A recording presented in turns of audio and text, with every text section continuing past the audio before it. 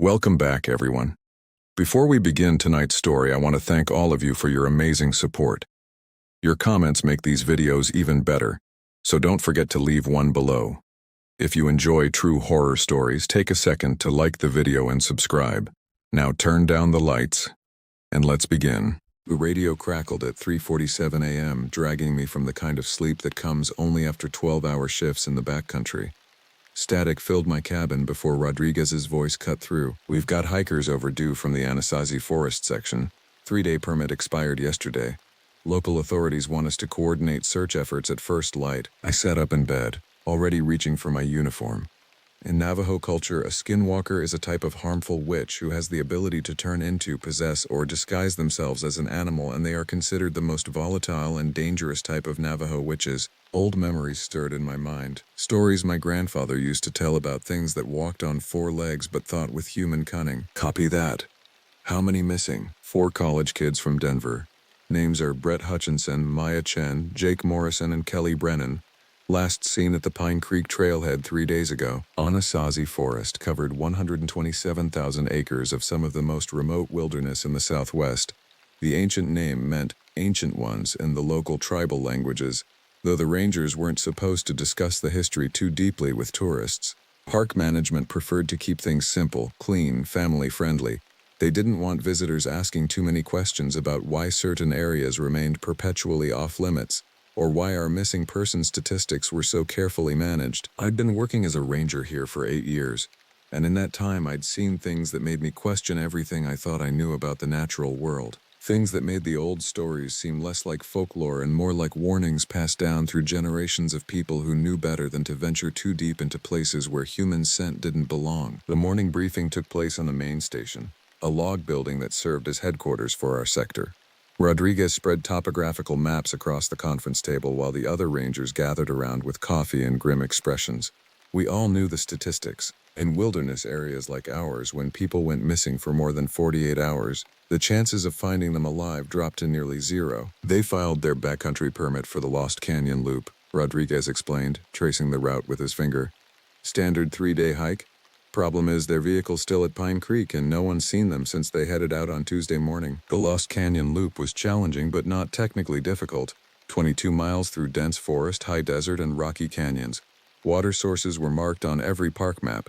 Cell service existed in several clearings along the main trail. It should have been routine. Weather's been perfect, added Stevens, our senior ranger. No storms, no flash flood warnings. Temperatures in the 70s during the day, low 50s at night. I studied the map, noting the areas marked with small red X's, locations where we'd recovered bodies over the years. Too many red X's for comfort, all in remote sections where the forest grew thick and the silence felt wrong somehow. Places where even experienced rangers reported feeling watched. Any reports of unusual animal activity in that sector? I asked. Stevens glanced at me with the look he always gave when I asked questions that veered too close to topics we weren't supposed to discuss. Define unusual? You know what I mean? The room went quiet. Every ranger who'd worked Anasazi Forest for more than a year had encountered things that defied simple explanation. Tracks that started as bear paws and became human footprints. Voices calling for help from directions where no one could possibly be standing. The sound of something large moving through the underbrush, matching your pace, always staying just out of sight. Rodriguez cleared his throat. Martinez found some interesting tracks near Devil's Throat about a week ago. Couldn't identify the species. Game warden came out, took photos, said he'd never seen anything like them. Devil's Throat was a narrow canyon about 6 miles from the Lost Canyon Loop. Close enough for something to travel between the areas in a single night. What kind of tracks? I pressed. Started out looking like coyote prints, but they were too large and the stride pattern was wrong. Then they seemed to change, like whatever made them had shifted weight distribution mid-step. The Navajo believe in the coexistence of both good and evil, and these powers can be used for either purpose, with skinwalkers representing the antithesis of Navajo cultural values. I felt the familiar chill that came whenever the forest revealed hints of its deeper secrets. My grandfather would have recognized the signs immediately. We stick to standard search protocols, Stevens announced, ending the speculation. 3 teams, coordinated sweep pattern. Radio check every 30 minutes. Nobody ventures off trail without backup. As we prepared to deploy, I pulled Rodriguez aside. Any of the missing hikers have Native American heritage? He consulted his notes.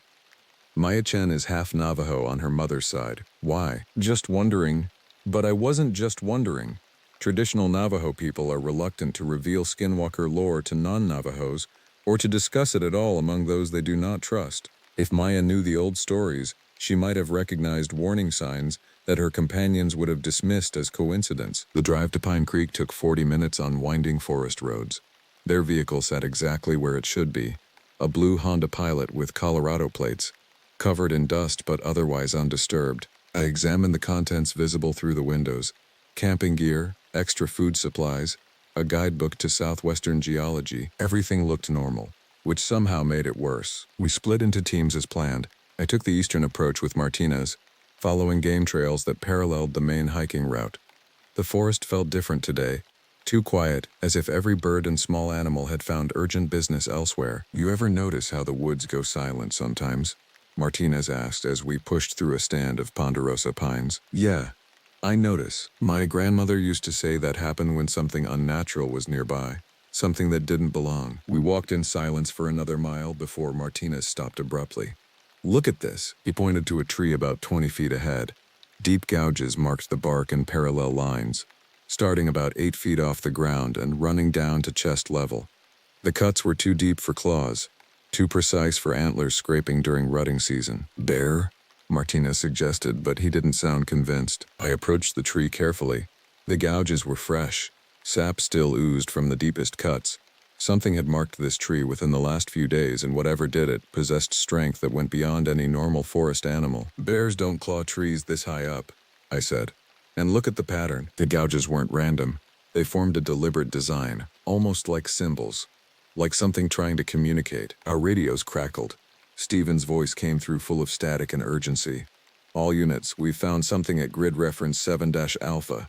Converge on my location immediately. Martinez and I ran through the forest, following our GPS coordinates toward Steven's position. We found him standing in the middle of a small clearing, staring at something on the ground. What is it? I called as we approached. Stevens looked up with an expression I'd never seen on his face before, a mixture of confusion and barely controlled fear. It's their campsite.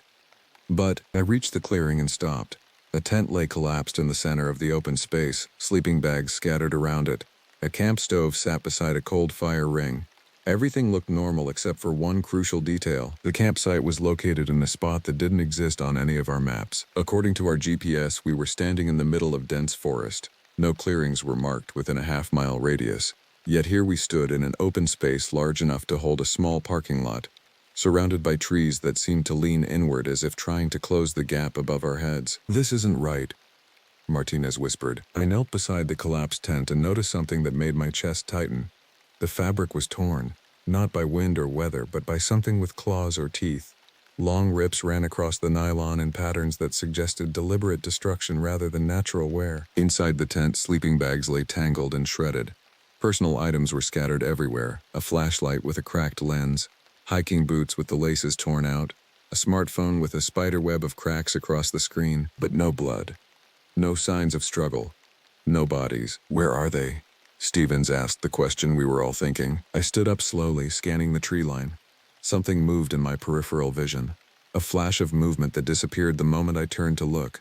The forest watched us with invisible eyes, patient and predatory. We need to call this in, I said.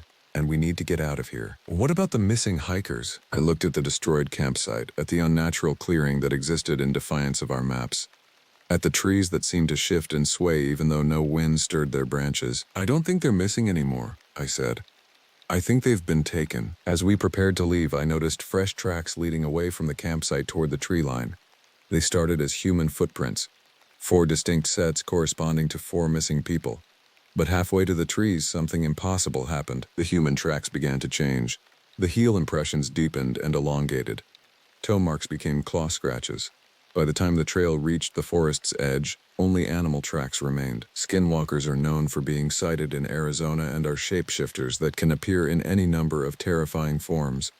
4 people had walked away from that campsite, but something else entirely had entered the forest. We established base camp at Pine Creek as the sun reached its zenith, casting harsh shadows that seemed to move independently of their sources. Park Superintendent Walsh arrived with additional personnel and enough equipment to suggest this search would extend well beyond a standard rescue operation. "I want a complete perimeter established around the discovery site," Walsh announced during our emergency briefing. "No one approaches that clearing without backup and full radio contact." I studied the faces of the assembled team. Half were rangers I'd worked with for years, men and women who understood the unspoken rules of working in deep wilderness. The other half were outsiders, sheriff's deputies, search and rescue volunteers, even a consultant from the State Bureau of Investigation who looked like he'd never set foot outside of city limits. The consultant, Agent Blackwood, spread crime scene photos across our makeshift table. "We're treating this as a potential abduction scenario. The destroyed campsite suggests violence, but the lack of blood evidence indicates the victims may have been moved while still alive." Martinez caught my eye and shook his head slightly. Blackwood was thinking like a criminal investigator, applying logic that worked in urban environments. Out here, different rules applied. "What about the tracks?" I asked. "The tracks are unusual," Blackwood admitted. "We're having them analyzed by forensic specialists. Could be evidence of an unknown animal species, or possibly staged to mislead investigators." Stevens laughed bitterly. "Staged? You think someone out there is creating fake animal tracks to throw us off? I've seen stranger things in my line of work. Not like this, you haven't." Walsh intervened before the argument could escalate. "Let's focus on what we know. 4 people are missing in terrain that covers over 100 square miles. Time is critical. I'm authorizing extended search protocols. We'll work in shifts around the clock until we find them." As the briefing broke up, I approached Walsh privately. "Sir, there's something else. That clearing where we found the campsite. It doesn't appear on any of our maps." "Maps can be outdated. Clearings can form naturally. Not like this one. According to our GPS, we should have been standing in the middle of dense forest. And the trees around the perimeter, they look old growth, centuries old. That clearing has been there for a long time." Walsh's expression hardened. "Stick to facts, Ranger. Leave the speculation to the investigators." But speculation was all we had when facts stopped making sense. I spent the afternoon with the tracking team, following the trail that led away from the unnatural clearing. The prints remained animal-like, large canine paws with extended claws that left deep impressions in the soft earth. But the stride pattern was wrong. Too long for a normal wolf or coyote.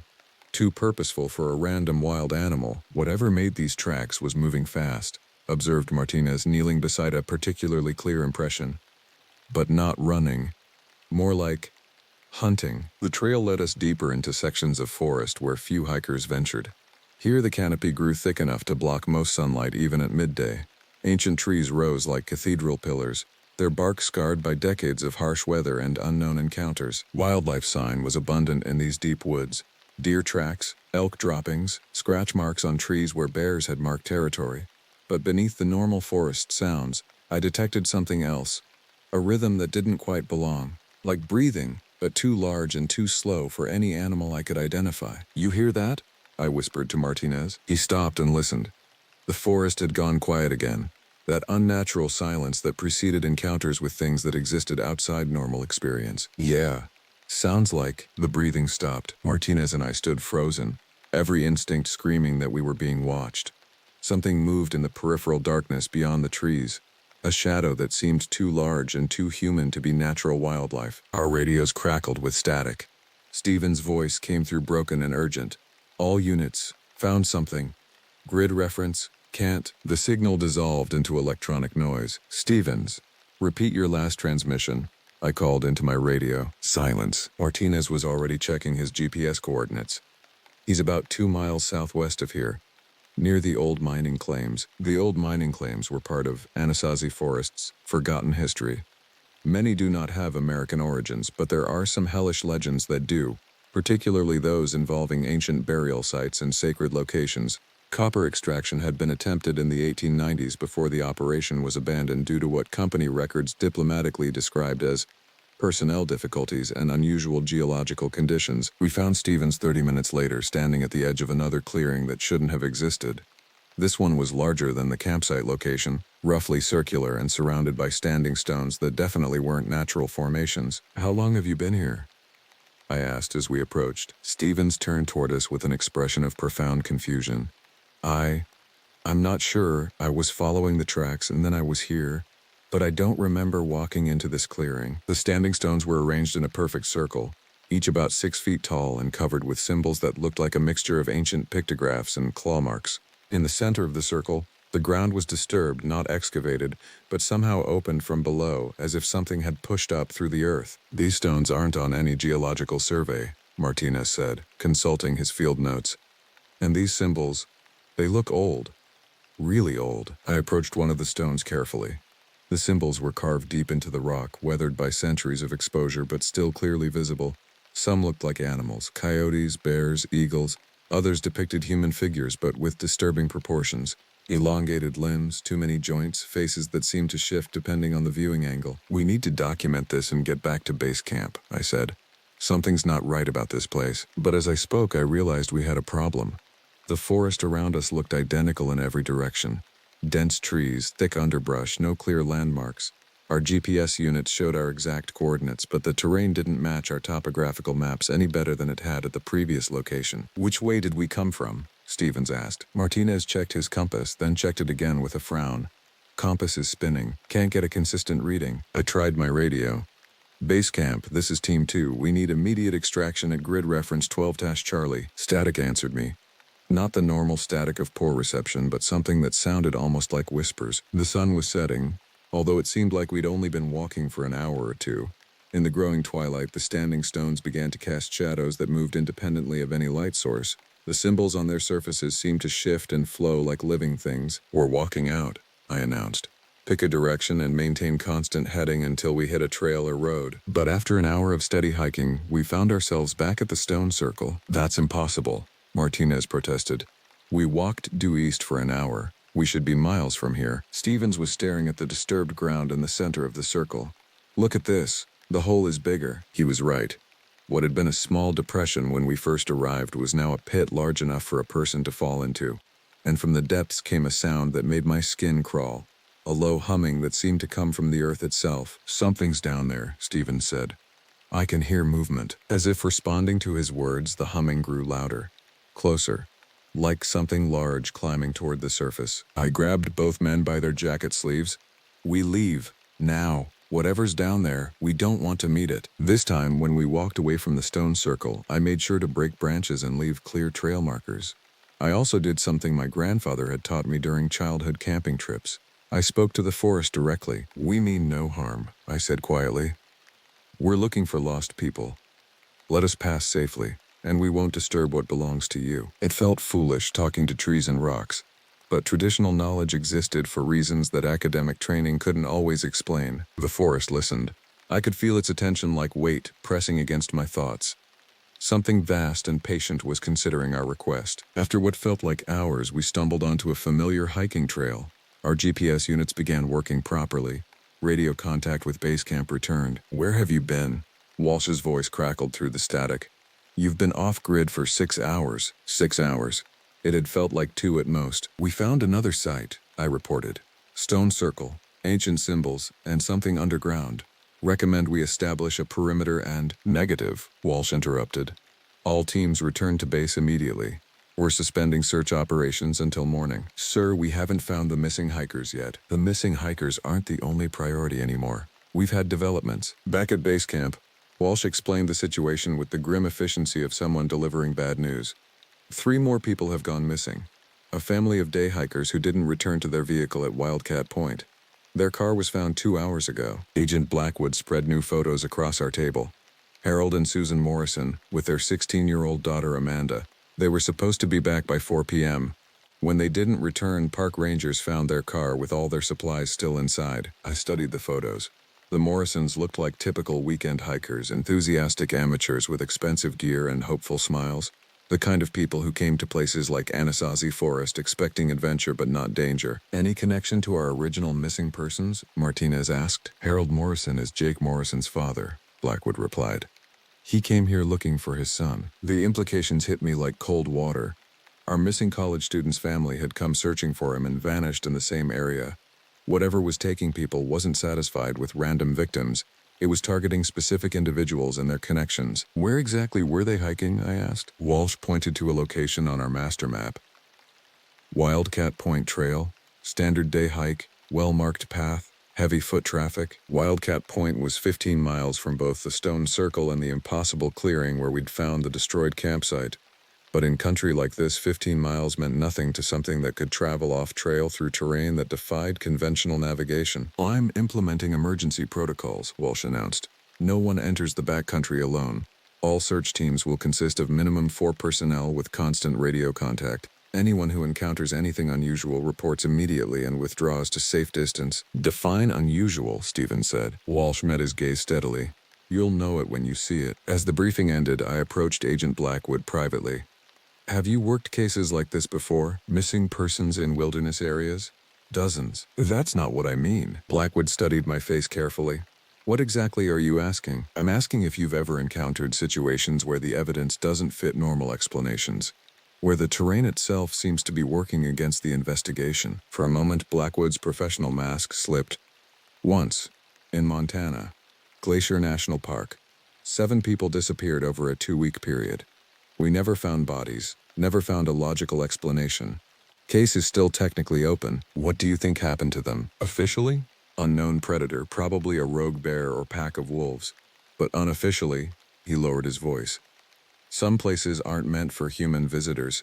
Some things that live in remote areas have been there longer than we have, and they don't appreciate intrusion." I felt a moment of relief that someone in authority was finally acknowledging what every experienced ranger already knew.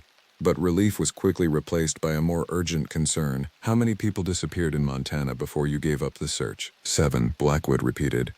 "But the disappearances stopped after we closed the area to public access." "How many have we lost here so far?" 7, he said quietly. "As of this afternoon, we've lost 7 people in Anasazi Forest." That night, lying in my narrow bunk at the ranger station, I listened to sounds that didn't belong in civilized wilderness, howls that lasted too long and carried too much intelligence, footsteps that circled our buildings in patterns that suggested surveillance rather than random animal movement. Something was watching us, learning our routines, planning its next move. According to Navajo lore, the Skinwalker is a shapeshifter that can appear in any number of terrifying forms, and they were fast and made hellish noise. I thought about the 7 people who had vanished, and I wondered if the number was significant. In the old stories my grandfather used to tell, 7 was a powerful number. The number of sacred directions, the number of generations required to break a curse. Outside my window, something large moved through the darkness between buildings. I caught a glimpse of a shape that might have been human but moved with the fluid grace of a predator. Tomorrow we would return to the forest. And tomorrow, I suspected we would discover that we were no longer the hunters in this wilderness. We had become the prey. Dawn brought a fog that clung to the forest floor like smoke from a dying fire. I stood outside the ranger station at 5 a.m. studying weather reports that made no sense. Clear skies were predicted, yet thick mist obscured everything beyond 50 yards in any direction. "Atmospheric inversion," Martinez suggested as he joined me with coffee and worried eyes. "Sometimes happens in mountain valleys, but this wasn't a normal weather pattern." The fog moved with purpose, flowing around buildings and vehicles and streams that seemed to avoid direct contact with artificial structures.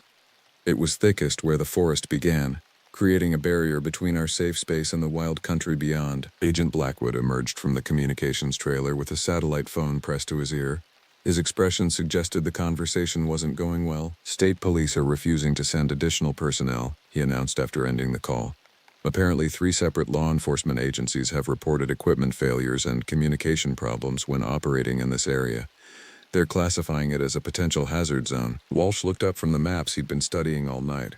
"What kind of equipment failures?" "GPS systems showing impossible coordinates, radios receiving transmissions from frequencies that don't exist, compass readings that change depending on who's holding the instrument." Blackwood rubbed his eyes. "One deputy reported that his service weapon wouldn't fire even though the ammunition tested normal when they returned to town." Stevens laughed grimly. "Welcome to Anasazi Forest, the place where technology comes to die." "There has to be a scientific explanation," Blackwood insisted. "Does there?" I asked. "Because I've been working these woods for 8 years, and I've seen plenty of things that don't have scientific explanations." Before Blackwood could respond, our radios crackled with an emergency transmission. "Base camp, this is Ranger Patrol Unit 7. We have a situation at the Wildcat Point parking area. You need to see this immediately." Walsh grabbed his radio. "Unit 7, describe the situation." "Sir, it's hard to explain. The Morrison family's vehicle is gone." "Gone how? Stolen?" "Negative, sir. The parking space is empty, but The vehicle's tire tracks are still there, in the exact same position as yesterday. Like the car vanished, but the impressions in the dirt remained. We reached Wildcat Point 30 minutes later, driving through fog that seemed to part reluctantly before our vehicles, and close immediately behind us. The scene was exactly as reported. Tire tracks in the gravel marked where the Morrison family's SUV had been parked, but no vehicle occupied the space. Martinez knelt beside the tire impressions. These tracks are fresh, maybe 6 hours old, but look at this. He pointed to footprints leading away from the empty parking space. 3 sets of human prints, adult male, adult female, teenage girl. They walked toward the trailhead at approximately 2 a.m. That's impossible, Walsh said. We had units here until midnight. No one reported seeing the family return to their vehicle. I examined the footprints more carefully. They were clearly human, but something about them bothered me. The stride length was consistent with normal walking, but the depth of the impressions suggested unusual weight distribution, as if the people making them weren't quite balanced correctly. Where's their car? Stevens asked the obvious question. Agent Blackwood was photographing everything with a digital camera that kept malfunctioning. Every few shots, the LCD screen would display images that hadn't been taken, photos of dark forests, close-ups of animal eyes, and occasionally, blurred figures that looked almost human but not quite right. Camera's acting up, he muttered, checking the memory card. It's showing pictures I didn't take. I looked at the LCD screen over his shoulder and saw something that made my blood run cold. One of the mystery photos showed a person standing among trees, but the figure was wrong somehow. The proportions were human, but the posture was that of an animal preparing to pounce. And the eyes that stared back at the camera were neither human nor animal. They were something altogether more disturbing. We need to follow these tracks, I said, pointing to the footprints leading toward the forest. The family might still be alive, or whatever took them might be using their tracks to lead us into a trap, Stevens countered. But we followed the trail anyway because leaving potentially alive people in the forest wasn't an option, no matter how obvious the trap might be. The footprints led us along the standard Wildcat Point trail for about a mile before diverging onto a game track that hadn't appeared on any of our maps the day before. The path was clearly established, worn smooth by regular passage, but our GPS units insisted we were walking through dense, impassable forest. This trail shouldn't exist, Martinez said, consulting his topographical map. According to this, we should be standing in the middle of a boulder field, yet we walked on solid ground through a corridor of trees that seemed to have been deliberately arranged to create a passage. The fog grew thicker as we progressed, muffling our voices and footsteps until we felt isolated from the world beyond our immediate vicinity. After 2 miles, the trail opened into a meadow that definitely hadn't existed the previous day. Grass grew knee-high and unnaturally green, as if it had been recently fertilized with something rich and organic. In the center of the meadow stood a structure that made all of us stop and stare. It looked like a cabin, but wrong in ways that were hard to describe. The walls were built from logs that seemed too perfectly aged, as if they had been artificially weathered to create an impression of great age. The roof was covered with sod that supported plants growing in patterns too regular to be natural. Windows reflected the morning light, but the reflections showed landscapes that didn't match our surroundings. That building isn't on any survey, Walsh said quietly. We've got complete aerial photography of this entire sector. Agent Blackwood was taking pictures, but his camera was malfunctioning more severely now. Every shot produced an error message, and the LCD screen displayed only static. The family's tracks lead straight to the cabin, Martinez observed. We approached the structure cautiously, weapons drawn, though I doubted bullets would be effective against whatever had constructed a building that existed in defiance of survey maps and aerial photography. The front door was solid wood, weathered smooth by decades of exposure. No modern hardware, just an iron latch that looked hand-forged. Stevens reached for the handle, then stopped. "Do you hear that?" he whispered. From inside the cabin came voices, human voices, engaged in normal conversation. A man's voice, a woman's voice, and occasionally a younger female voice that might have belonged to a teenager. The Morrison family was inside, apparently safe and conducting a casual discussion about hiking routes and weather conditions. Stevens lifted the latch and pushed the door open. The cabin was empty, not just unoccupied, completely empty. No furniture, no personal belongings, no evidence that anyone had ever lived there. The floor was bare wood, dusty and undisturbed. Cobwebs stretched across the corners. The windows we had seen from outside didn't exist on the interior walls, but we could still hear the voices, coming from somewhere deeper inside the structure. "Hello?" Walsh called. "Morrison family. Are you in here?" The voices stopped immediately. Martinez found a doorway leading to what appeared to be a basement.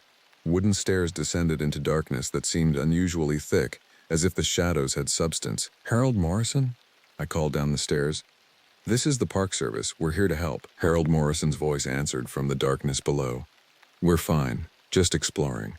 Be up in a minute." But something was wrong with the voice.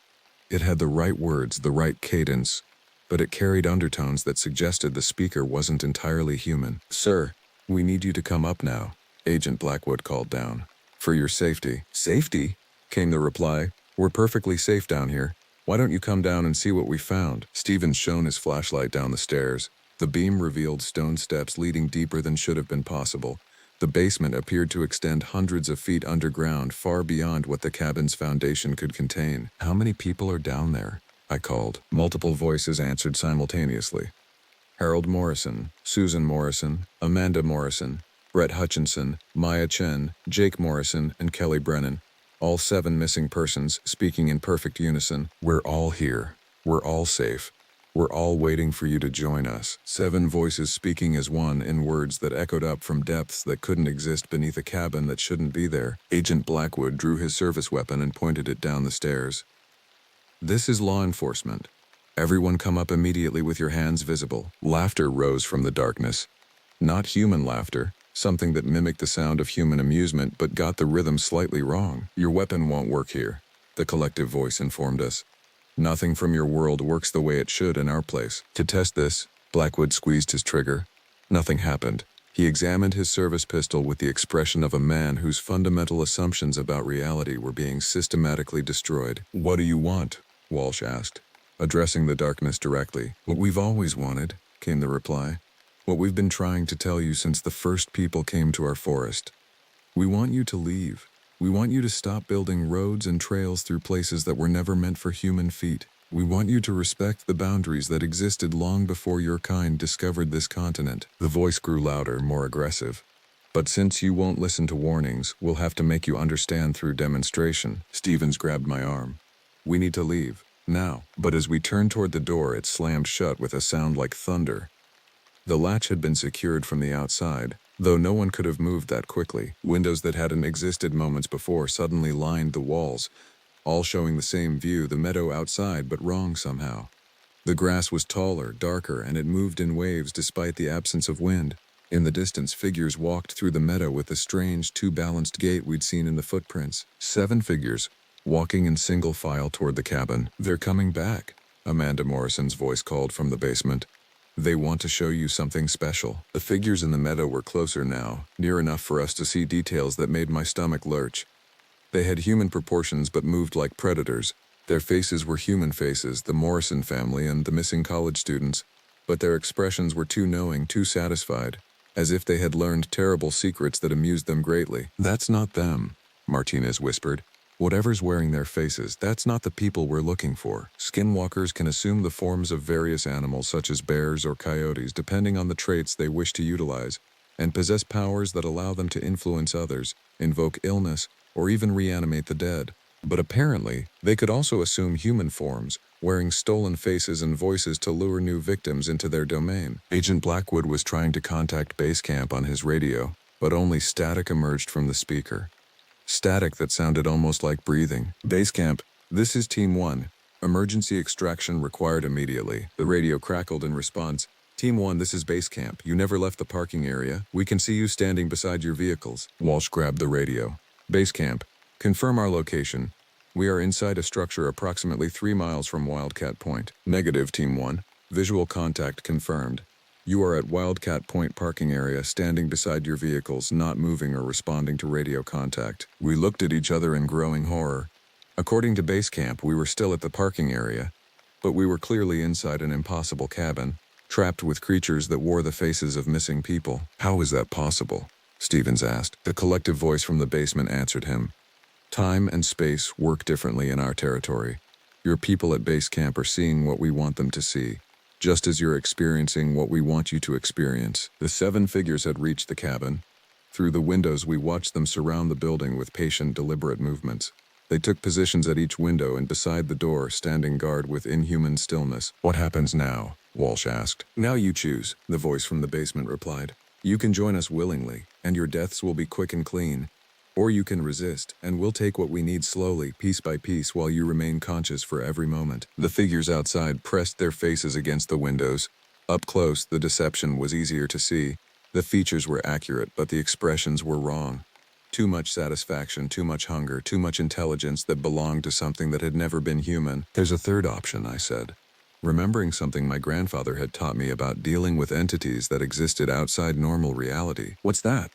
Walsh asked. We bargain. The thing speaking with 7 voices from the basement went silent for a long moment, as if my suggestion had introduced a possibility it hadn't considered. Bargain? The word echoed up from the impossible depths with careful pronunciation, as if the entity was testing how it felt to speak the concept aloud. Traditional negotiations, I explained, addressing the darkness below. Your people have been here longer than ours. You have prior claim to this territory. But our people are here now too, and removing all of them isn't practical for either side. Agent Blackwood stared at me as if I'd lost my mind.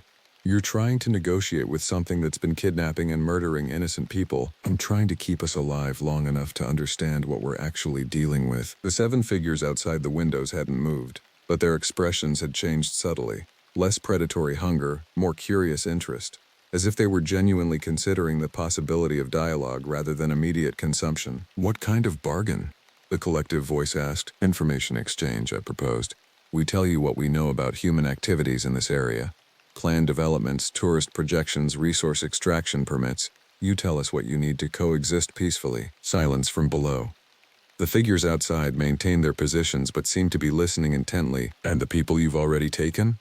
Walsh asked, getting into the negotiation mindset despite his obvious skepticism. Return safely, I said, as a gesture of good faith. More silence. Then, unexpectedly, something that might have been laughter. You think the people we've taken are still alive? The voice asked. You think there's something left to return? The temperature in the cabin dropped 20 degrees in an instant. Frost began forming on the windows, and our breath became visible in small puffs of vapor. What did you do to them? Stevens demanded. We improved them, came the reply. We gave them knowledge they never possessed. We showed them how to exist in ways your kind hasn't discovered. They understand now why human presence in sacred places causes disruption that echoes through multiple levels of reality. The figures outside the windows moved closer, pressing their faces against the glass. In the cold air, their breath should have fogged the windows from outside, but no condensation appeared, because they weren't breathing. You're telling us the missing people are dead, Agent Blackwood said flatly. Dead? Alive? These are limited concepts. They exist in forms more useful than the ones they were born with. Forms that can travel between worlds, that can see through multiple layers of time, that can communicate directly with the consciousness that inhabits wild places. Maya Chen's voice, speaking alone now rather than in unison with the others. I tried to warn them. I told Brett about the stories my grandmother used to tell, but they laughed and said it was just primitive superstition. Brett Hutchinson's voice. We understand now. The forest was trying to protect itself. We were the disease, and it had to develop antibodies. You turned them into something else, I said, the full horror of the situation becoming clear. You didn't kill them, you transformed them. We gave them the same gift our people received generations ago, the collective voice confirmed. The ability to exist as part of the natural world, rather than in opposition to it. Stevens was backing toward the door, though we all knew it remained locked from the outside. This is insane. We're talking to something that thinks kidnapping and body snatching is some kind of ecological improvement project. Your species has been conducting a similar project for thousands of years, Harold Morrison's voice pointed out. Transforming wild places into human habitats, converting complex ecosystems into simplified agricultural systems, replacing diverse animal populations with domesticated variants that serve human purposes. The only difference is scale and efficiency. The argument was horribly logical. From a certain perspective, what was happening here could be seen as a natural response to human environmental impact. The forest developing its own method of converting invasive species into forms compatible with existing ecological relationships. But you're still killing people, Walsh insisted. Are we? Susan Morrison's voice asked. Or are we offering them a chance to survive the ecological collapse your species is creating? When the forests die and the climate becomes uninhabitable for human life, our transformed people will still exist. They'll remember what you were, and they'll preserve the important parts. Amanda Morrison's voice, younger and somehow more innocent despite the circumstances. It doesn't hurt. The change feels like going to sleep and waking up understanding everything you never understood before. Agent Blackwood had been unusually quiet during this exchange, but now he spoke up with professional skepticism. Assuming any of this is real, what exactly are you proposing? That we just hand over more people for your transformation process? We're proposing that your kind acknowledges our territorial rights and agrees to limits on human activity in certain areas, Jake Morrison's voice explained. In exchange, we'll restrict our recruiting activities to individuals who enter our territory voluntarily. Recruiting activities, Stevens repeated grimly. You mean killing and body snatching? We mean offering a different kind of existence to people who demonstrate they can't coexist peacefully with natural systems, Kelly Brennan's voice corrected. People who come to wild places expecting them to accommodate human needs rather than adapting to environmental requirements. I was beginning to understand the entity's logic, and it was more sophisticated than simple predation. This was an intelligence that had observed human behavior for decades and developed a strategy for managing what it perceived as an ecological threat. What specific limitations are you requesting? I asked. No development within 5 miles of any location we designate as sacred space. No motorized vehicles on trails that cross ceremonial sites. No camping or overnight human presence in areas where the boundary between physical and spiritual reality is thin. The requests were actually reasonable from a wilderness management perspective. Most of the limitations would align with existing conservation protocols, and if human activity violates these agreements, Walsh asked, then the individuals responsible for violations become candidates for transformation. The collective voice replied, it's a self-enforcing system that provides immediate consequences for ecological disruption. The figures outside the windows had been listening to our conversation with expressions of patient interest. Now they began to move, stepping away from the building and walking back toward the tree line. As they moved, their forms began to change subtly, becoming less human and more adapted to forest travel. Longer limbs, different posture, senses enhanced for detecting movement and scent across long distances. You're letting us go? Stevens asked as the front door clicked open. You're useful as intermediaries, Amanda Morrison's voice explained. You can communicate our requirements to human authorities and help establish protocols that prevent future conflicts. Agent Blackwood was the first to move toward the door, followed quickly by the rest of us. But I lingered for a moment, addressing the darkness at the top of the basement stairs. The 7 people you've transformed, are they conscious? Do they understand what happened to them? Maya Chen's voice answered alone. We understand everything now, including why this was necessary. Tell my family I'm sorry I can't come home, but I'm not really gone. I'm part of something larger now, something that will exist long after human civilization ends. And tell them not to come looking for us, Brett Hutchinson's voice added. Anyone who enters our territory with the intention of retrieving us will become candidates for transformation themselves. We left the cabin and found ourselves standing in the meadow under a sky that had somehow shifted from morning to late afternoon while we were inside. The fog had lifted, revealing familiar forest in every direction, though our GPS units still showed impossible coordinates. The walk back to Wildcat Point took less than an hour, following a trail that appeared on our maps and felt like established park infrastructure rather than the mysterious pathway we'd taken to reach the cabin. When we looked back, the meadow was gone, replaced by dense forest that showed no signs of recent disturbance. At the parking area, we found the Morrison family's SUV exactly where it should be, with Harold Morrison's wallet and Susan Morrison's purse sitting on the dashboard in plain sight, as if they had simply decided to abandon their vehicle and walk into the forest without taking any personal belongings. Base camp. This is Team 1, Walsh reported over the radio. We're returning with information relevant to the missing persons investigation. Copy that, Team 1. What's your status on the missing individuals? Walsh looked at each of us before answering. The missing individuals are not available for rescue, but we've established contact with responsible parties and negotiated terms for preventing future incidents. Agent Blackwood gave him a sharp look. You're not going to report what actually happened in there? What actually happened? Walsh asked. We found an abandoned vehicle and followed tracks that led to nowhere. We made radio contact with voices claiming to represent missing persons, but found no physical evidence of their location or condition. It was technically accurate, and it avoided describing events that would result in psychological evaluations and forced retirement from law enforcement. But what about the cabin? Stevens asked. The basement that extended impossibly deep? The windows that showed different landscapes? Stress-induced hallucinations, Agent Blackwood said, though he didn't sound convinced. Shared psychotic episodes brought on by extended exposure to isolation and high-pressure search conditions. Martinez was photographing the abandoned SUV, but his camera was producing the same kind of impossible images we'd seen earlier, pictures that hadn't been taken, showing scenes from locations we'd never visited. "The camera's still malfunctioning," he reported. "Equipment failure due to electromagnetic interference," Agent Blackwood said. "Common in areas with unusual mineral deposits." We were all adapting to the new reality, creating rational explanations for events that defied rationality. It was a survival mechanism.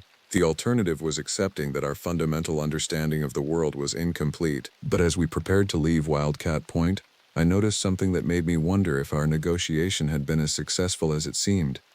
Fresh footprints circled the parking area.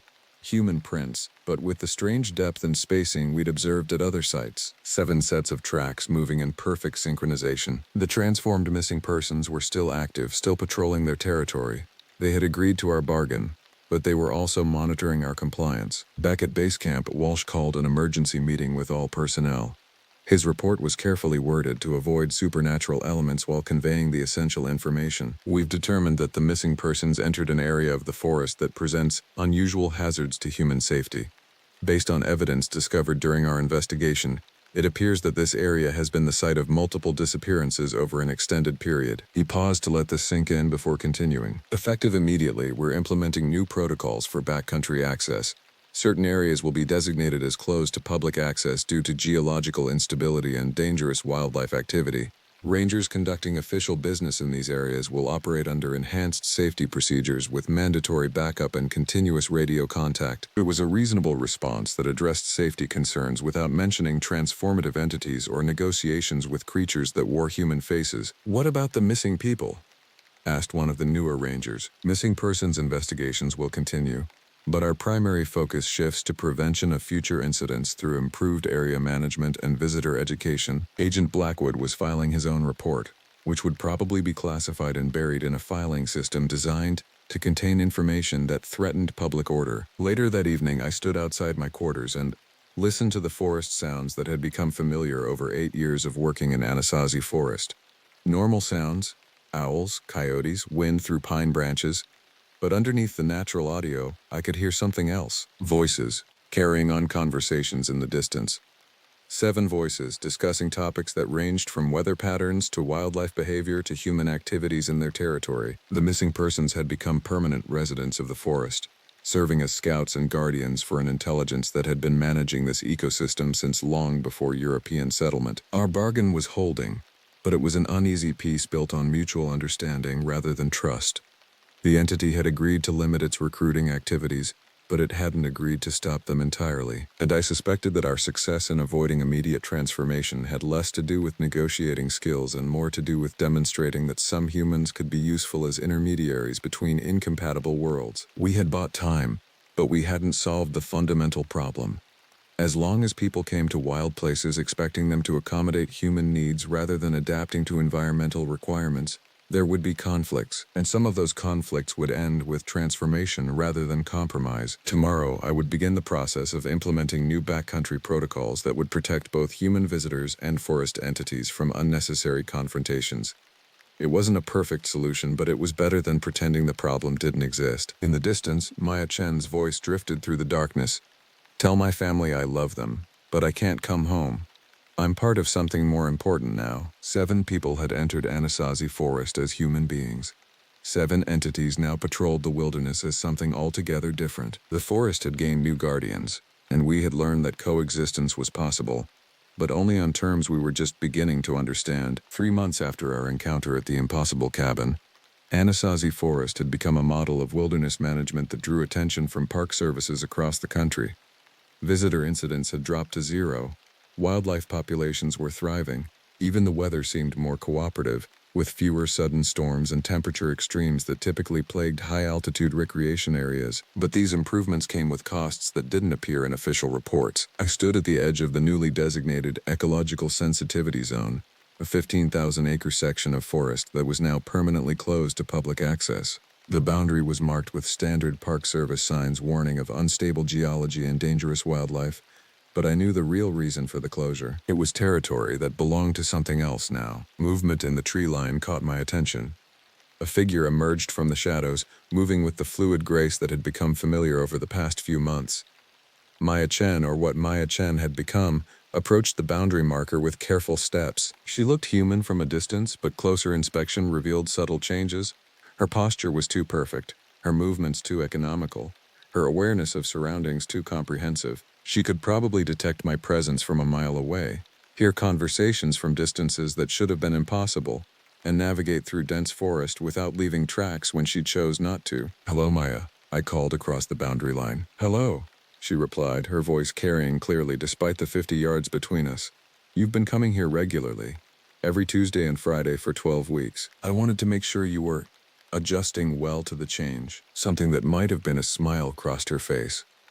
"The change is still happening. We're still becoming what we need to be. But thank you for checking." Over the past 3 months, I developed an unofficial relationship with the transformed individuals. They served as liaison between the forest entity and park management, helping us understand which areas needed protection and which activities posed the greatest threat to ecological balance. It was a strange form of diplomacy, but it worked. "Any issues with the new protocols?" I asked. "Compliance has been excellent," Maya reported. "Human visitors are respecting the boundary markers and following designated trail systems. The noise restrictions have significantly reduced stress on wildlife populations." The noise restrictions were one of several new policies we'd implemented based on input from the forest's new residents. Motorized vehicles were banned from certain trails during nesting seasons. Loud music and group activities were prohibited in areas identified as critical habitat. Camping was limited to established sites that had been approved by both park management and our unofficial advisors. "What about the academic research team from Colorado State?" I asked. "They've been requesting access to conduct soil samples in the restricted zone." Maya's expression became more serious. "Their research methodology involves extensive excavation and chemical analysis. This would be disruptive to root systems and soil organisms that have taken decades to establish stable relationships." "So that's a no?" "That's a recommendation that they modify their research techniques to non-invasive methods. If they're genuinely interested in ecological data, we can provide more comprehensive information than they could gather through conventional scientific instruments." This was typical of our new arrangement. The transformed individuals had access to environmental information that surpassed anything human technology could detect, but they required researchers to demonstrate respect for the ecosystem before sharing that knowledge. Several universities had adapted their methodologies to work within these constraints and produced groundbreaking studies on forest ecology. Others had complained about unscientific restrictions and gone elsewhere for their research. "I have something to show you," Maya said, gesturing toward the tree line. "If you're interested in understanding how the arrangement is working from our perspective." I'd never been invited across the boundary before. For 3 months, our conversations had taken place with the territorial markers between us, maintaining the diplomatic fiction that we operated in separate jurisdictions. "Is it safe?" I asked. "Define safe. Will I be transformed if I enter your territory?" "Not unless you demonstrate incompatibility with ecological requirements," Maya said. "And not without clear warning first. We've learned that involuntary transformation creates individuals who never fully adapt to their new existence." That was reassuring, in a limited way. I crossed the boundary line and followed Maya into forest that looked familiar but felt completely different. The air was cleaner here, with scents that seemed more complex and information-rich than normal forest atmosphere. I could smell the health of individual trees, the moisture content of soil 50 feet away, the recent passage of various animal species. My human senses were obviously inadequate for processing all the available data, but I could detect that it existed. "Enhanced sensory input," Maya explained, noticing my reaction. "One of the advantages of our transformation. We can monitor the health of the entire ecosystem in real time." We walked deeper into territory that had been off-limits to humans for months. The forest showed signs of recovery that would normally take years to achieve. Damaged areas had healed, wildlife populations had rebounded, and the general sense of stress that characterized most recreational wilderness areas was entirely absent. "This is what the forest was like before human impact," Maya said.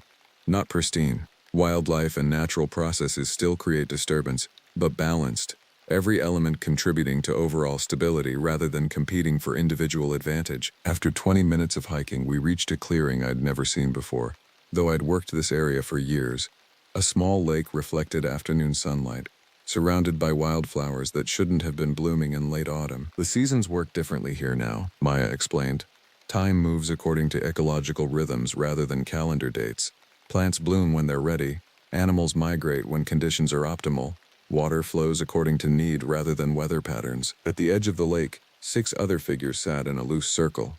The rest of the transformed missing persons, Brett, Jake, Kelly, Harold, Susan, and Amanda, they looked up as we approached, acknowledging my presence with nods but continuing their conversation. They were discussing something that sounded like resource management, but with vocabulary I didn't recognize, and concepts that seemed to involve multiple timelines simultaneously. They're planning, Maya explained, coordinating responses to human activities across a much larger territory than just this forest. The transformation allows us to communicate with similar entities in other wilderness areas throughout the region. There are others like you? There have always been others. In places where the boundary between physical and spiritual reality is thin, consciousness develops methods of protecting itself from disruption. We're part of a network that extends across most of the remaining wild areas in North America. The implications were staggering. What I'd thought was an isolated phenomenon was actually part of a continent-wide system of wilderness protection that operated below the threshold of human awareness. How many people know about this? I asked. More than you might think. Fewer than necessary. Indigenous communities have maintained awareness of these relationships for thousands of years. Some government agencies have unofficial policies for managing situations they can't officially acknowledge. Certain religious organizations recognize the spiritual aspects without understanding the ecological components. Brett looked up from the discussion circle. We've been monitoring federal land management policies. There's a proposal to open several national forests to increased resource extraction. If that happens, we'll need to expand our protective activities significantly. Meaning more transformations, I asked. Meaning more negotiations like the one that preserved your lives, Harold answered. But negotiations only work when both parties have something to offer. If human society continues prioritizing short-term economic gain over long-term ecological stability, our options become more limited. Amanda, who still looked like a teenager despite the sophisticated intelligence in her eyes, added, "We don't want to transform people involuntarily. It's inefficient and creates psychological problems that take decades to resolve. But we also can't allow unrestricted destruction of systems that have taken centuries to develop." Jake gestured toward the water. "Look at the lake. 3 months ago, this was a dry depression filled with erosion debris from ATV traffic and unauthorized camping. Now it's supporting fish populations and serving as a water source for wildlife throughout the region." The lake was beautiful, but it was also impossible. There was no natural water source to maintain a body of water this size, and the seasonal rainfall wasn't sufficient to create a permanent lake at this elevation. "How?" I asked. "Cooperation," Susan explained.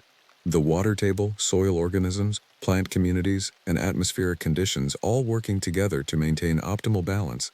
When you remove human interference and introduce coordination protocols, natural systems can exceed their baseline capabilities." I was seeing the logical endpoint of environmental management, not just conservation or restoration, but active collaboration between human intelligence and natural systems to achieve results that neither could accomplish alone. "What happens next?"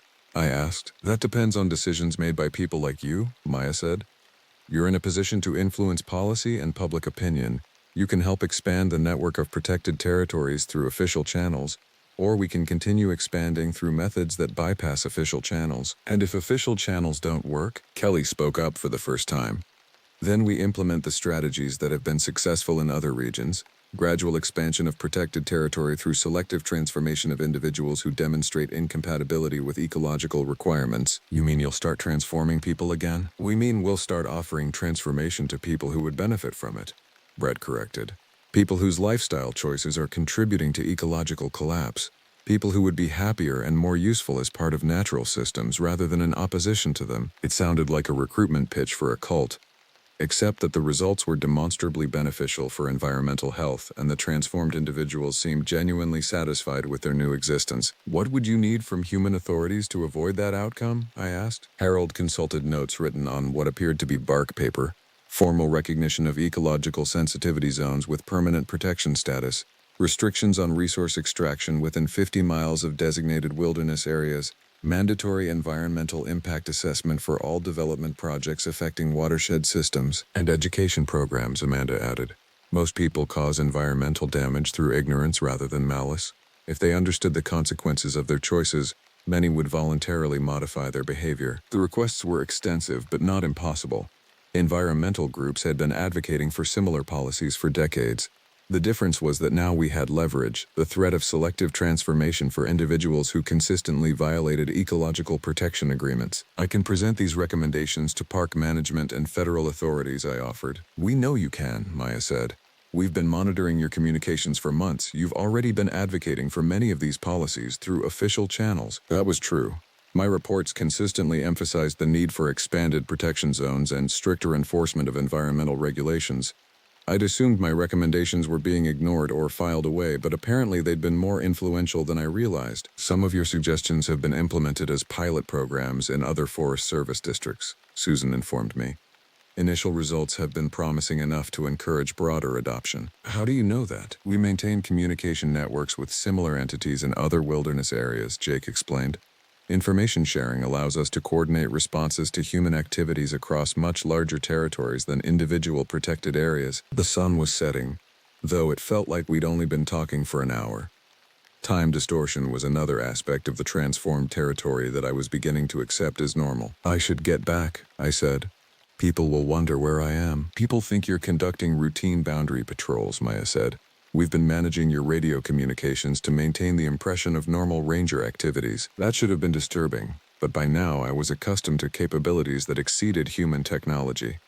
The transformed individuals operated with resources that made conventional law enforcement and park management seem primitive by comparison. As Maya walked me back to the boundary markers, she handed me a folder made from pressed plant fibers.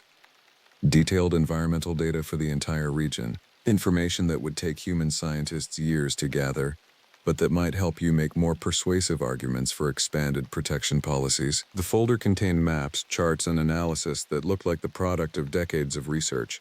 Water quality measurements, soil composition data, wildlife population studies, and climate projections that were far more sophisticated than anything I'd seen in official reports. This is incredible, I said, flipping through pages of information that could revolutionize environmental management throughout the Southwest. It's what we see every day, Meyer replied. What we've always seen but couldn't communicate effectively when we were constrained by human sensory limitations. I stopped at the boundary line and turned back toward the forest that was no longer entirely wild, but no longer entirely natural either. Something new was developing here, a hybrid existence that incorporated the best aspects of human intelligence and natural systems. Maya, I called as she prepared to disappear back into the trees.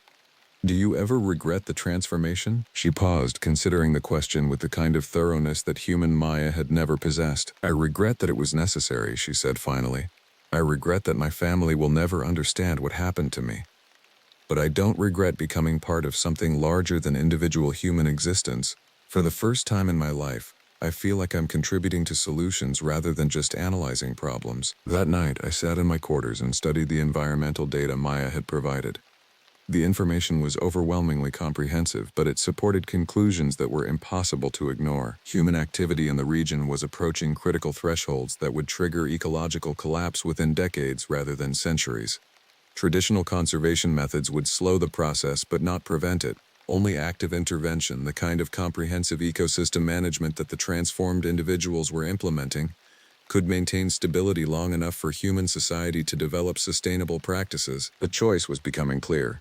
Work with entities like Maya and her companions to develop collaborative management strategies, or watch natural systems collapse under the pressure of human impact. It wasn't really a choice at all. The next morning, I called Superintendent Walsh and requested a meeting to discuss expansion of the ecological sensitivity zones. I had environmental data that would support a compelling case for increased protection, and I had ideas about management strategies that could serve as models for wilderness areas throughout the country. Walsh listened to my presentation with the careful attention of someone who had learned to take my recommendations seriously. This is ambitious, he said when I finished.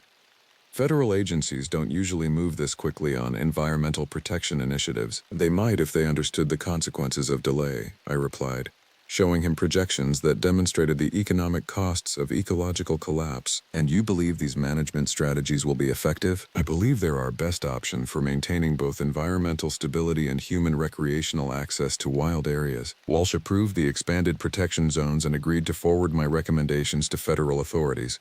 Within 6 months, Anasazi Forest had become a showcase for innovative wilderness management that balanced conservation goals with practical human needs. Visitor satisfaction increased even as access restrictions became more stringent.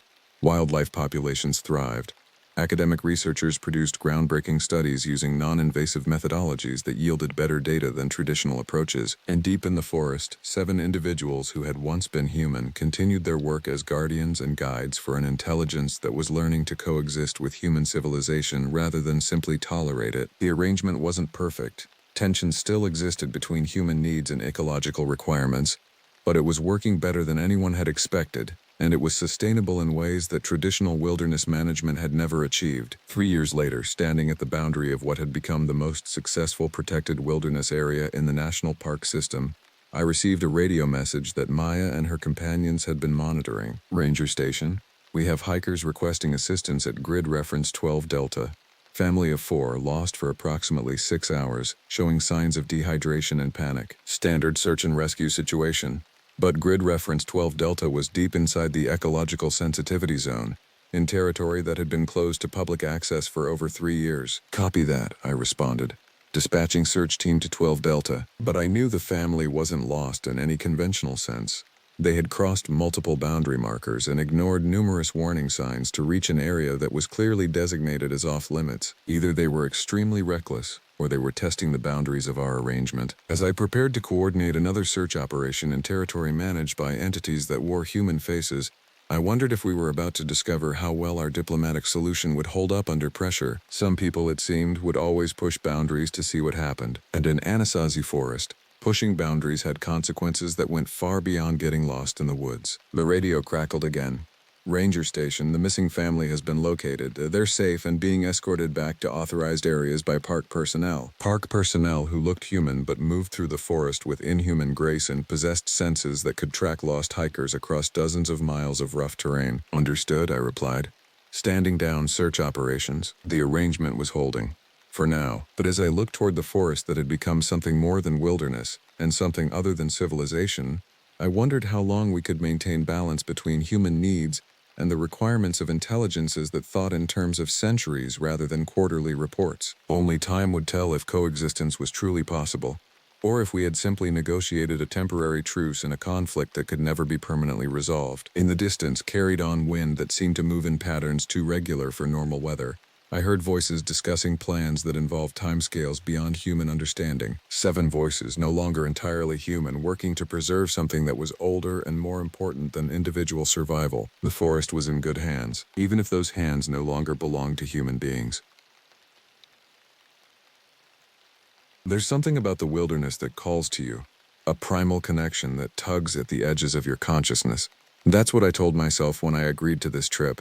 5 days of hiking and camping in the remote backcountry of northern Arizona, far from cell service, far from other people, far from safety.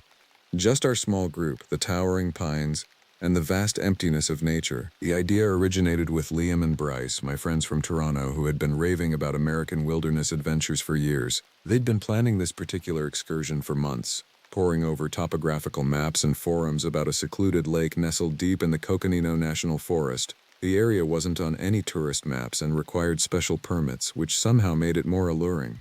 Add in my Australian friends Ruby and Jasper, who were visiting the States for the first time, and our little expedition was set. The place is called Kaibab Lake, Liam explained as we loaded our gear into the rented SUV in Flagstaff. His tall frame bent awkwardly as he Tetrised backpacks into the trunk. The locals say it's one of the most pristine spots in the entire region. Ruby, her sun-browned face already glistening with excitement beneath her auburn hair, nodded enthusiastically. I've been dying to see proper American wilderness. Australia's got the outback, but this is different, yeah? Ancient forests and mountains. Jasper, her boyfriend, was more reserved, methodically checking our supplies. Did you pack the water purification tablets? He asked me, his Australian accent thicker than Ruby's. And the first aid kit? I nodded, patting my backpack. Got everything on the list, plus extra batteries for the headlamps. Bryce, who had been unusually quiet that morning, slammed the trunk shut. We should get moving. It's a long drive to the trailhead, and I'd like to make it at least a few miles in before setting up camp. There was something in his expression, a tightness around his eyes that I hadn't noticed before. When I asked if everything was all right, he shrugged it off. Just anxious to get going, he said, avoiding my gaze. The drive from Flagstaff took us deeper into the forest than I'd expected. The paved road eventually gave way to gravel, then to little more than a rutted path cutting through dense pines. Shadows lengthened as the afternoon stretched on, dappling the forest floor with patterns that shifted and moved with the wind. Did you know this area has some of the oldest Native American settlements in North America? Liam said, breaking the silence that had fallen over the car. The Navajo and Hopi tribes have been here for centuries. Millennia, Bryce corrected, staring out the window. And they have stories about these woods. Not all of them pleasant. Ruby leaned forward from the back seat. Like what, ghost stories? I caught Bryce's gaze in the rearview mirror. For a moment he seemed reluctant to continue. Not ghosts, he finally said. Something called Se Ni Da Dead, the one who crawls on all fours. The Navajo won't talk about them much. Bad luck to even mention them. Skinwalkers? I said, the word emerging from some half-remembered documentary I'd seen years ago. Bryce nodded, his expression grim. Yeah, not something to joke about around here. The mood in the car shifted subtly. Jasper cleared his throat.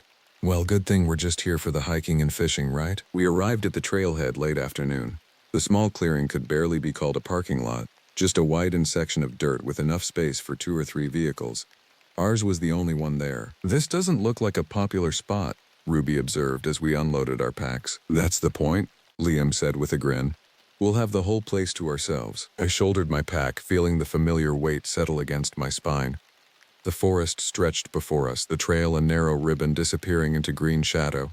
Birds called from the canopy, but otherwise the woods were unnervingly still. According to the map, it's about 7 miles to the lake, Bryce said, checking his GPS. We won't make it before dark. There's a small clearing about 3 miles in where we can set up for the night. As we started down the trail, I couldn't shake the feeling that something was watching us from the trees.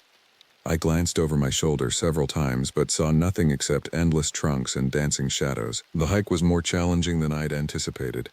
The trail wound steeply upward in places, crossing small streams and rocky outcroppings. By the time we reached the clearing Bryce had mentioned, the sun was sinking below the tree line, painting the sky in violent oranges and reds. Let's set up before we lose the light, Liam suggested, already shrugging off his pack. The clearing was small but level, with enough space for our 3 tents. While Ruby and Jasper collected firewood, Liam, Bryce, and I assembled the shelters. The familiar routine was comforting. Stakes driven into soft earth, poles threaded through sleeves, rain flies secured against the possibility of overnight showers. Have you guys been here before? I asked as we worked. Liam shook his head. First time. But a guy in one of my hiking forums recommended it. Said it was untouched, pristine, and isolated, Bryce added. No rangers patrolling, no day hikers, just wilderness. As darkness fell, we gathered around the small fire Jasper had built. The flames cast our faces in flickering gold, creating more shadows than light.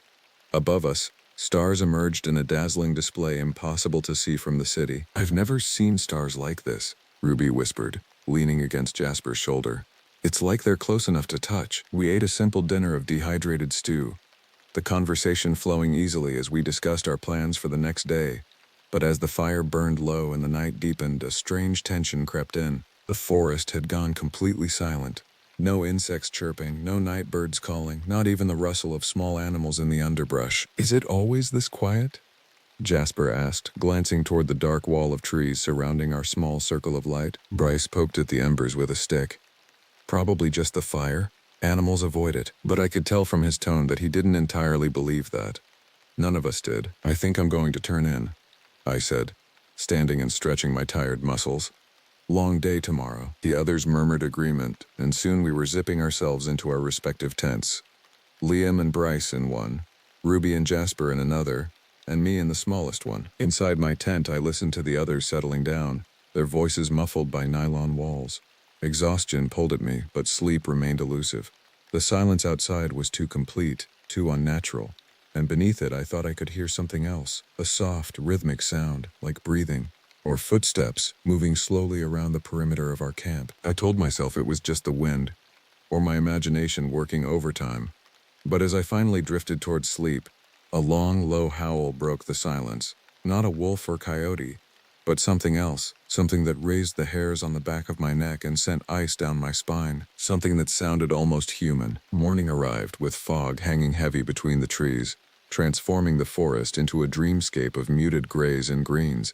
I emerged from my tent to find Bryce already awake, crouched beside a small fire, his face drawn and tired. Sleep okay? I asked. Reaching for the coffee pot he'd balanced on a flat stone near the flames, he shrugged. Not really. Kept hearing things. Like what? Footsteps. Something circling the camp. He poked at the fire with a stick, avoiding my gaze. Did you hear that howl last night? I nodded slowly. Thought it might be a coyote. No coyote sounds like that. Bryce's voice was flat. I know what I heard. Before I could respond, Liam emerged from their shared tent, stretching his long arms toward the sky. Morning, campers. Everyone alive and uneaten? His joke fell flat in the misty silence. Ruby and Jasper joined us shortly after, and we ate a quick breakfast of instant oatmeal and dried fruit.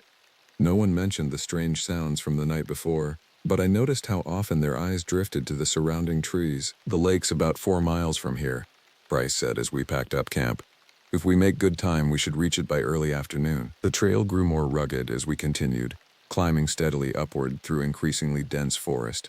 The fog clung to the trees, creating pockets of near-zero visibility where the path ahead disappeared into white nothingness. Stay close, Liam called back to Ruby and Jasper, who had fallen behind. Easy to get turned around in this stuff. I was hiking just behind Bryce, close enough to hear when he muttered something under his breath. What was that? I asked. He glanced back, surprised. Nothing. Just talking to myself, but there was something in his expression, a wariness that hadn't been there the day before. Every few minutes he would stop and listen, his head cocked slightly to one side. About 2 hours into our hike, the fog began to lift, revealing glimpses of blue sky above the canopy. The forest floor was carpeted with pine needles, making our footsteps nearly silent, which is why we all jumped when a branch snapped loudly somewhere off to our right. We froze in unison, 5 heads turning toward the sound. Probably a deer, Jasper said after a moment, though he didn't sound convinced. Too heavy for a deer, Bryce replied, his voice low. Let's keep moving. We continued more quickly now, the easy conversation of the morning replaced by tense silence. Twice more we heard branches breaking in the forest, always just out of sight, always moving parallel to our path. Is someone following us? Ruby finally asked, giving voice to what we were all thinking. Not someone, Bryce said. Something. The way he emphasized the word sent a chill through me. I remembered our conversation from the car, the Navajo legends, the things that crawled on all fours. We're almost to the lake, Liam said, his usual joviality strained. Let's just focus on that. But as we rounded a bend in the trail, we found our path blocked by a strange arrangement of stones. They formed a rough circle about 3 feet in diameter, with what looked like animal bones placed carefully at cardinal points. Bryce stopped so abruptly that I nearly ran into him. Don't touch it, he said sharply when Liam moved forward to investigate. Don't even go near it. What is it? Ruby asked, peering around Jasper's shoulder. Nothing good. Bryce's face had gone pale. We need to go around it, off the trail. Are you serious? Liam scoffed. It's just some rocks. It's not just rocks, Bryce insisted. It's a marker, or a warning. The tension between them was sudden and unexpected. I stepped between them, trying to defuse the situation. Let's just go around it. No harm in being cautious, right? After a moment, Liam nodded reluctantly. We gave the stone circle a wide berth, pushing through underbrush until we could rejoin the trail on the other side. Want to tell us what that was about? Jasper asked once we were moving again. Bryce hesitated, then sighed. My grandmother was Navajo. She used to tell stories about certain things in these forests. Signs to watch for. That circle back there, it's not a good sign. What does it mean? I asked. It means we're being watched, he replied quietly, and not by anything human. The rest of our hike passed in uneasy silence. The forest seemed different now. Less welcoming, more watchful. I found myself scanning the trees constantly, jumping at every rustle of leaves or distant bird call. We reached the lake just after noon, emerging from the forest to find a pristine body of water nestled in a natural bowl of pine-covered hills. Under different circumstances, I would have found it breathtaking. Now it just seemed isolated and exposed. There's a cabin on the north shore, Bryce said, consulting his map. Should be about half a mile around the lake. A cabin? Ruby perked up. You didn't mention a cabin before? Bryce shrugged. It's abandoned. Old Forest Service outpost or something. But it has 4 walls and a roof, which is better than tents if... He trailed off. If what? Liam pressed. If it rains, Bryce finished, though we all knew that wasn't what he'd been about to say. We followed the shoreline, our packs feeling heavier with each step. The lake water was crystal clear, reflecting the surrounding pines and the blue sky above. Too still, I thought. Not even a ripple disturbed its mirror-like surface. The cabin came into view as we rounded a small peninsula, a simple log structure with a sagging porch and a stone chimney. It looked ancient, as if it had grown from the forest floor like the trees around it. "Home, sweet home," Liam said with forced cheerfulness. As we approached, I noticed something hanging from one of the porch beams, a small leather pouch, weathered and cracked with age. Bryce saw it too and froze. "Wait, don't go any closer." "What now?" Liam's patience was clearly wearing thin. "That's a medicine bundle," Bryce explained, pointing to the pouch. "It's protective magic. Someone put it there recently." "Magic?" Jasper raised an eyebrow. "You're not serious?" But Bryce's expression remained grave. "My grandmother would hang these over doorways. They're meant to keep things out, things that mean harm." "Well, that's comforting," Ruby muttered. After a moment's hesitation, we continued to the cabin. The door creaked open at Liam's push, revealing a single room with a stone fireplace, a rough wooden table with 2 chairs, and a set of bunk beds built into one wall. Dust covered everything, but otherwise the cabin seemed intact. "Not bad," Jasper said, dropping his pack on the floor. "Beats sleeping in tents." We spent the next hour settling in, sweeping out the worst of the dust, gathering firewood, and collecting water from the lake to filter.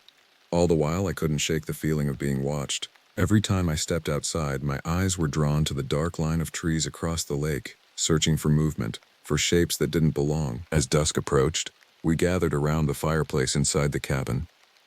Outside, the forest had once again fallen unnaturally silent. "So," Ruby said, breaking the tense quiet, "is anyone going to talk about what's going on?" We all looked at Bryce.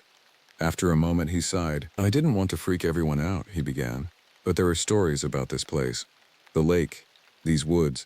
The Navajo call it Todichiini, the bitter water. It's considered haunted, I guess you could say." "Haunted by what?" I asked. Bryce's gaze flickered to the window, where darkness was rapidly falling. "By those who walk between worlds. The Navajo believe that certain medicine people, healers, shamans, can be corrupted. They perform a ritual, a terrible one, and it gives them power to transform, to take the shape of animals." "Skinwalkers," I said again, the word tasting foul in my mouth. Bryce nodded. "They're said to prey on travelers, on those who wander into their territory. They can mimic human voices, lure people away from safety." "That's just folklore," Liam said, but his voice lacked conviction. "Maybe," Bryce conceded, "but something followed us today. Something placed that stone circle as a warning, and someone hung that medicine bundle on the porch to keep something out." We all fell silent. The only sound the crackling of the fire and the occasional settling of the old cabin's timbers. "What do we do?" Ruby finally asked, her face pale in the firelight. "We stay together," Bryce said firmly. "We don't go out alone, especially after dark. And we leave first thing in the morning." No one argued. As the night deepened, we prepared for sleep. The bunk beds could only accommodate 4, so I volunteered to take the floor, spreading my sleeping bag near the fireplace.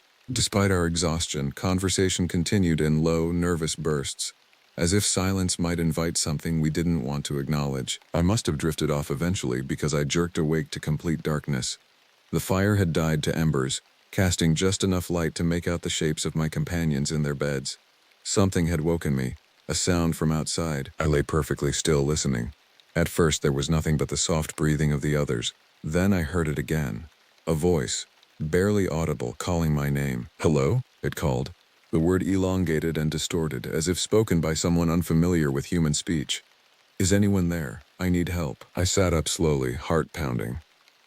The voice was coming from just outside the cabin, near the lake shore. "I'm hurt," the voice continued, now sounding eerily like Jasper. "Please help me." I glanced toward the bunks. All 4 shapes were still there, including Jasper's. The thing outside was mimicking his voice. Cold sweat broke out across my skin as I remembered Bryce's warning. They can mimic human voices, lure people away from safety. "Wake up," I hissed, scrambling to my feet. "Everyone wake up now." They stirred groggily, confused by my urgency until they too heard the voice outside, now cycling through each of our voices in turn, calling for help, pleading. "What the hell is that?" Liam whispered, his face ghostly in the dim light. Bryce was already up, moving toward the window with cautious steps. He peered out into the darkness for a long moment, then quickly stepped back. "There's something on the shore," he said, his voice tight with fear. "Something watching the cabin." "What does it look like?" Ruby asked, clutching Jasper's arm. Bryce shook his head. "Too dark to tell. Just a shape. but it standing upright one moment, then on all fours the next. The calling had stopped. In its place came a new sound. Scratching. First at the windows, then at the door. Slow, deliberate, like claws or fingernails dragging across wood. "It knows we're awake," Bryce whispered. "It knows we won't be fooled." We huddled together in the center of the cabin, listening to the thing outside as it circled the structure, testing each possible entrance. The scratching continued for what felt like hours, occasionally punctuated by low, inhuman growls. None of us slept again that night. We kept the fire burning, speaking little, jumping at every sound from outside. And through the small, grimy windows, I could have sworn I saw eyes reflecting the firelight, too high off the ground to be any natural animal, watching us with patient, intelligent malice. Finally, as the first gray light of dawn filtered through the trees, the sounds ceased. Whatever had stalked us during the night had retreated, for now. "We need to leave," Bryce said, voicing what we were all thinking. Now, while it's light, no one disagreed. We packed quickly, leaving behind anything non-essential to speed our journey. As we stepped outside, the morning seemed mockingly peaceful. Birds singing, sunlight dappling the lake's surface. But there, in the soft earth around the cabin, were the tracks. Some looked like large wolf prints, others like bare human feet. In places they merged and changed, as if the creature had transformed mid-stride. Ruby made a small, frightened sound when she saw them. "That's not possible. We need to go," Bryce repeated, more urgently. "Stay together, stay on the trail, and don't look back." We left the lake behind, moving as quickly as the rough terrain would allow. The forest that had seemed so beautiful just yesterday now felt oppressive, hostile. Every shadow might hide our stalker, every bird call might be its mimicry. The day stretched on, the miles passing in a blur of fear and exhaustion. We didn't stop for rest, didn't separate even for bathroom breaks. Our only goal was to reach the trailhead, to get back to civilization and safety. But as the afternoon waned and shadows lengthened once more, I began to suspect we weren't going to make it out before nightfall. And from the grim expressions on my companions' faces, they knew it too. Whatever was hunting us was still out there, watching, waiting for darkness to fall again. Midway through the afternoon, the sky darkened rapidly as storm clouds rolled in from the west. What had been bright sunshine minutes before became gloomy twilight, casting the forest in premature shadow. "We need to move faster," Bryce urged, glancing nervously at the sky. "If that storm hits, we'll be in trouble." We picked up our pace, pushing tired muscles beyond comfort. The trail began to descend steeply, winding down through rocky outcroppings that became treacherously slick as the first raindrops fell. "How much further to the trailhead?" Ruby asked, her breath coming in short gasps. Liam checked the GPS. "About 4 miles. We won't make it before dark." The implications hung heavy in the air. None of us wanted to be in these woods after nightfall, not with what we'd experienced. The rain intensified, fat drops becoming a steady downpour that soaked through our clothing and turned the trail into a miniature riverbed. Water streamed down my face, blurring my vision and making each step a potential disaster. "We need shelter," Jasper called out as thunder rumbled overhead. "We can't hike in this." Bryce hesitated, clearly torn between the dangers of stopping and the risks of continuing in such conditions. Finally, he nodded. "There's an overhang about a 1/4 mile ahead. We can wait out the worst of it there." The overhang proved to be a shallow rock shelter. Not quite a cave, but deep enough to provide some protection from the rain. We huddled together beneath it, watching as sheets of water cascaded from its edge like a curtain. "Just a quick break," Bryce insisted. "As soon as it lets up, we keep moving." But the storm showed no signs of abating. Lightning split the sky in jagged bursts, followed by thunder that shook the ground beneath us. The forest beyond our small shelter had disappeared behind a wall of rain and deepening gloom. "I don't like this," Liam muttered, peering out into the deluge. "We're sitting ducks here." He was right. If the thing that had stalked us at the cabin was still following, we'd made ourselves easy targets. But what choice did we have? As if in answer to my unspoken question, a bolt of lightning struck terrifyingly close, illuminating the forest in stark white light. And in that brief flash I saw it. A figure standing among the trees, barely 30 yards from our shelter. Not human, not animal, but something in between. Tall and gaunt, with limbs too long and joints that bent wrongly. In the split second of visibility, I could have sworn it was wearing the pelt of some large animal, the head serving as a grotesque hood that didn't quite hide the 2 human eyes beneath. Then darkness returned, and it was gone. "Did you see that?" I gasped, grabbing Bryce's arm. His face told me he had. "It found us. What do we do?" Ruby's voice shook with fear. Bryce reached into his pocket and pulled out a small leather pouch similar to the one we'd seen hanging at the cabin. My grandmother gave me this before she died. Said it would protect me if I ever encountered... He didn't finish the sentence. A good luck charm? Liam scoffed, though his face was ashen. That's your plan? It's not luck, Bryce said sharply. It's protection, but it might not be enough for all of us. Another flash of lightning. Another glimpse of the figure. Closer now, moving with a jerky, unnatural gait. It seemed to flicker between forms, sometimes upright, sometimes crouched on all fours. We need to run, Jasper said, his Australian accent thickened by fear. Now, while we can still see it, run where? Ruby demanded. We don't even know which direction is safe. Back up the trail, Bryce decided after a moment. Toward the lake. The lake? Liam stared at him in disbelief. That thing was at the lake. The cabin had protection, Bryce reminded him. That medicine bundle, it kept the skinwalker out last night. If we can get back there, it was a desperate plan. But it was the only one we had. We gathered our packs with shaking hands, prepared to flee back the way we'd come. But as we stepped out from under the overhang, another flash of lightning revealed the figure standing directly in our path, blocking the trail back to the lake. Other way, Bryce hissed, pushing us in the opposite direction, down toward the trailhead. Go. We ran blindly through the rain, slipping and stumbling on the muddy trail. The forest was a blur of gray and green, punctuated by lightning flashes that cast monstrous shadows among the trees. Behind us, I could hear something moving, fast, too fast to be natural, crashing through underbrush with single-minded determination. The trail forked unexpectedly, and in our panic we hesitated too long. When we finally chose a direction, left downhill, it was unclear if we'd made the right choice. Does this lead to the trailhead? Ruby shouted over the storm. No one had an answer. We were lost, being hunted, with night approaching quickly. After what seemed like hours but was probably only minutes, we burst into a small clearing. In its center stood a dilapidated structure, not a cabin but an old ranger station, its windows boarded up, its door hanging askew. In there, Bryce directed, already running toward it. The door creaked open at his push, revealing a single dusty room with a desk, some broken chairs and cobweb-filled corners. Not much of a refuge, but better than nothing. We piled inside, slamming the door behind us. Liam and Jasper dragged the desk across the floor, barricading the entrance as best they could. Will it hold? Ruby whispered, her eyes wide with fear. Before anyone could answer, something hit the door with tremendous force, making the entire structure shudder. The desk scraped back several inches despite Liam and Jasper's weight against it. It's trying to get in, Jasper grunted, pushing back. Another impact, stronger this time.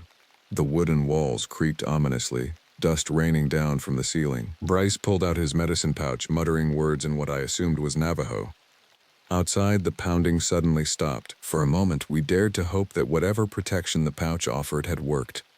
Then came a new sound, scratching at the boarded windows, exploring the structure's weaknesses. It's looking for another way in, Bryce said, moving to stand beneath one of the windows. We spread out, each taking a potential entry point to guard.